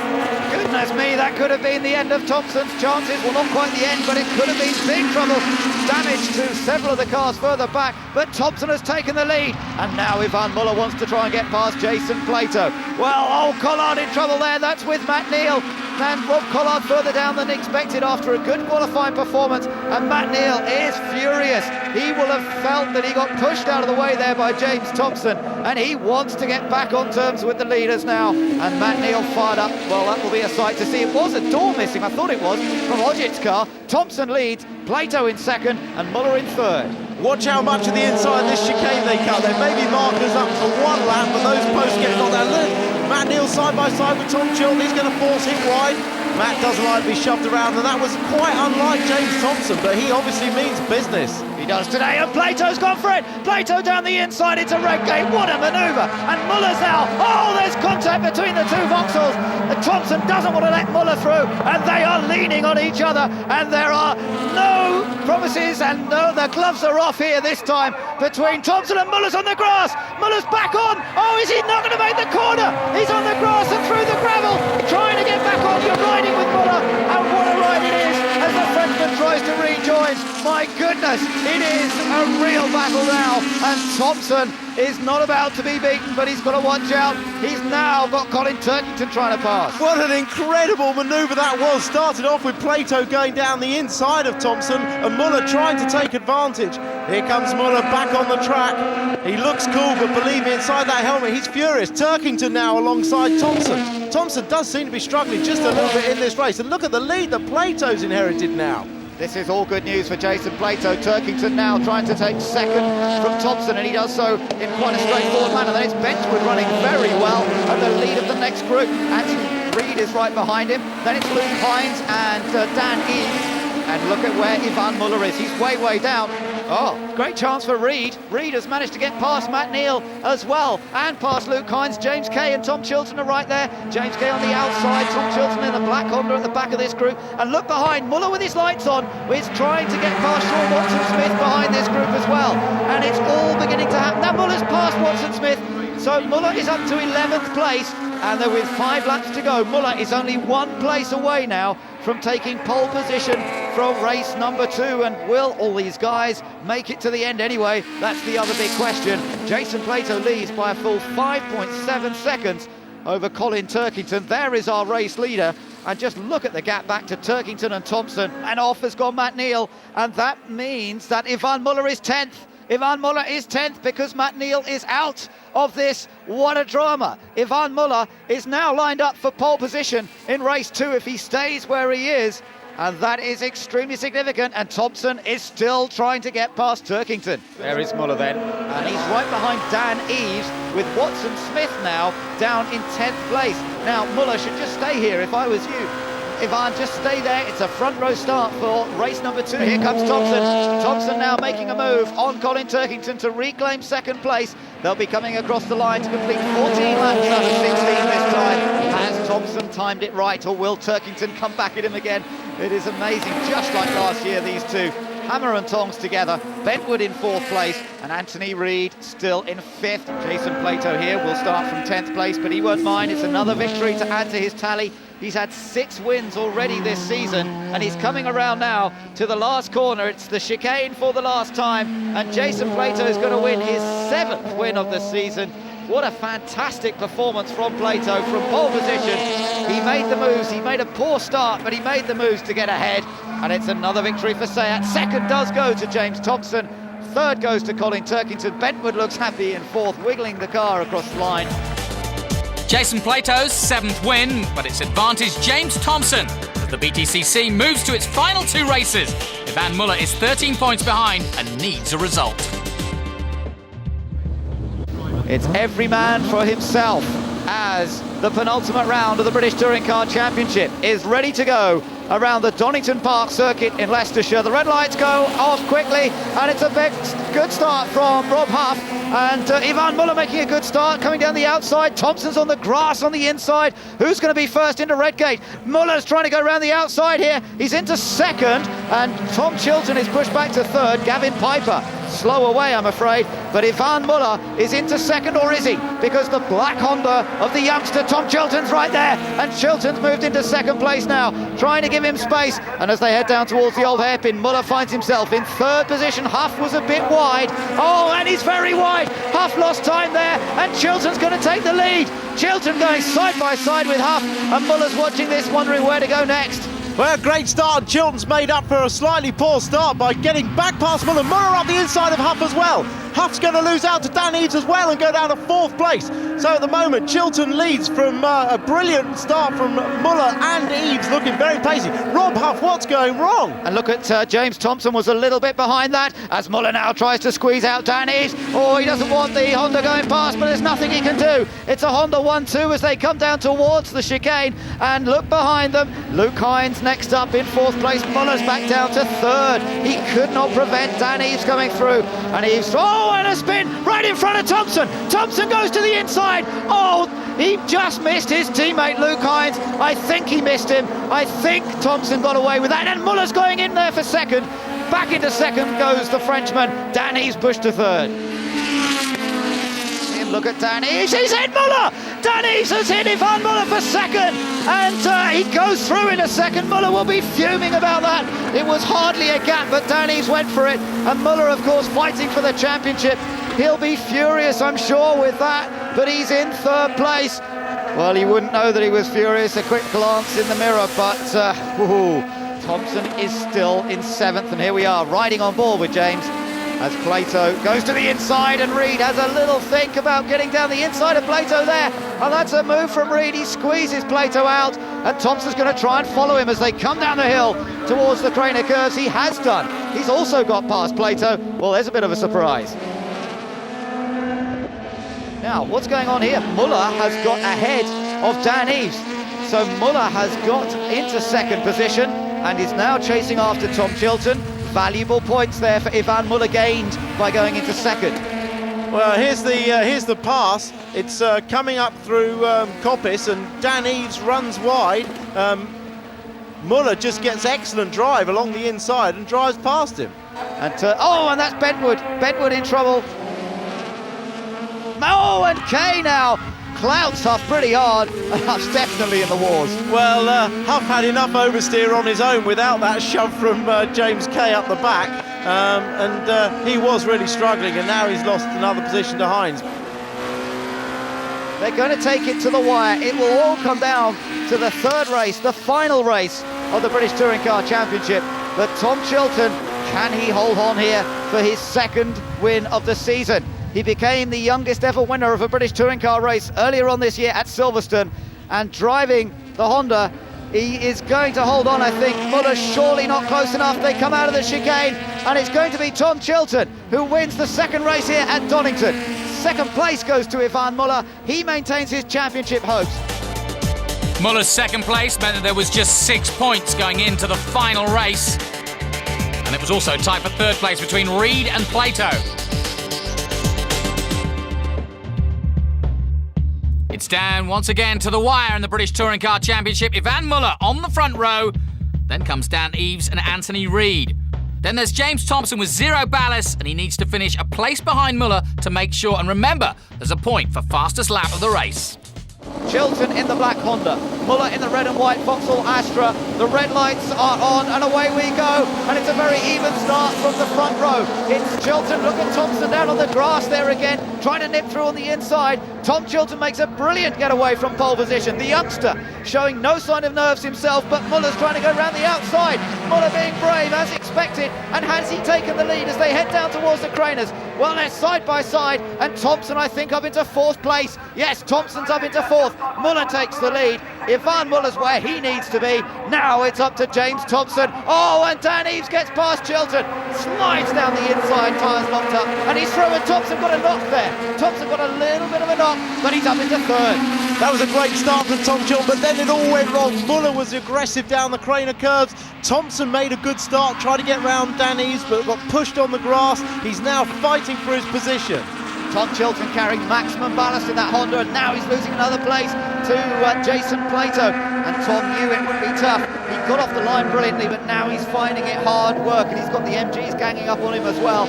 James Thompson has moved up into 3rd place. Ivan Muller's got the lead of this race, and now it's all about the fight for 2nd. Eves defending on the middle of the track there, right behind him is Plato. Turkington behind Tom Chilton trying to come through, and here comes James Thompson now. He's Muller's got a great chance to take second. He goes to the outside as they head down towards Redgate Corner. About 120 miles an hour, onto the brakes, into the right-hander. But Jason Plato's got an inside line on him as well. And Thompson's going to have to be careful. He runs very wide on the exit. Well, Jason did give him room. There was an opportunity there for Jason to go out wide. Thompson had no opportunity to get on the inside. And look, Plato has taken that third place. Interestingly, the fastest lap so far is to our race leader. No surprise there, it's Yvan Muller. Fastest lap is worth a point, that's crucial too. We're back on board with James Thompson as Plato goes alongside Dan Eves. Eves in the orange Honda trying to fend off the silver and yellow Seat, but he hasn't done it, although Plato's too late on the brakes, is he? Still holds in great control. Yeah, he just managed to come off the brakes there and let the car grip. If he'd stayed on the brakes, he'd run out wide. That was great driving by Jason. Muller is making the most of the clear track he's got. Will Thompson be able to get through? Will Plato be able to catch him now in a lighter car? Oh, this is very tight indeed, as Thompson has to try and find a way past Dan Eves. Jason Plato now in second place, and James Thompson knows he's got to go for it, and he does go for it. He slips down the inside into the chicane. He moves back into third place now. Dan Eves in fourth, Chilton in fifth, Colin Turkington in sixth, and Rob Huff in seventh, with Anthony Reid running down in eighth place ahead of Luke Hines. So Thompson now third, but he's got to really get second to make sure of this championship. Somebody's off, and it's Luke Hines who's off. Luke Hines is the third of the VX Racing entries. Well, he's not a factor for the championship, but he was looking for a decent top 10 finish. It all got a bit fraught, and he's off as a result. Let's see if we can find out what happened. Reid was behind him. They were all, it was going into the old hairpin on the brakes. Yeah, it was defence there by Luke Hines down the crane of curves, gone to the inside, and well, here we are, they're side by side actually, and Luke does his speed, takes him out there. He's on the brakes trying to stop the car. Anthony's really got no choice because he's so close to him that contact was inevitable, really just a racing incident, I think. So Yvan Muller leads by 1.6 seconds. Well, it was 1.6. I think it might be a little less than that as they come across the line this time. 1.1. Plato definitely closing up, and it's Thompson now who has set the fastest lap. That is crucial from his point of view, because Thompson now claims that point. Muller is the race leader and will get one bonus point for having been a race leader. Anyone who crosses the line ahead. Oh, Benwood in trouble this time. That's Michael Benwood, had a good fourth place earlier on. That's at Redgate. Don't know what's happened there. Obviously an out-braking mover into the first corner. Oh, there's another car off. That's one of the GA cars. That's Carl Breed. Sorry, Right. Gavin Piper. Yeah, that was all looking very tricky indeed. Michael Benwood getting into the spin. It was just lucky that everyone else managed to virtually avoid him. If Plato's got a sniff of his 8th win of the year, he's going to take it, and he won't be too kind to Muller. Look, he's already up the inside. There could be contact. Oh, that was close. But Plato is not going to be too kind with Muller, and Thompson is just going to sit there and let this play out. Yeah, Thompson will be fairly comfortable with where he is at the moment because he's got the bonus point for the fastest lap already. If he finishes where he is, he would be on 273 points. Plus one, that's 274 as they kick up the dust, and Muller would be on 272, so it would be enough, because he's taken fastest lap already, for him to stay in third place and to win the championship.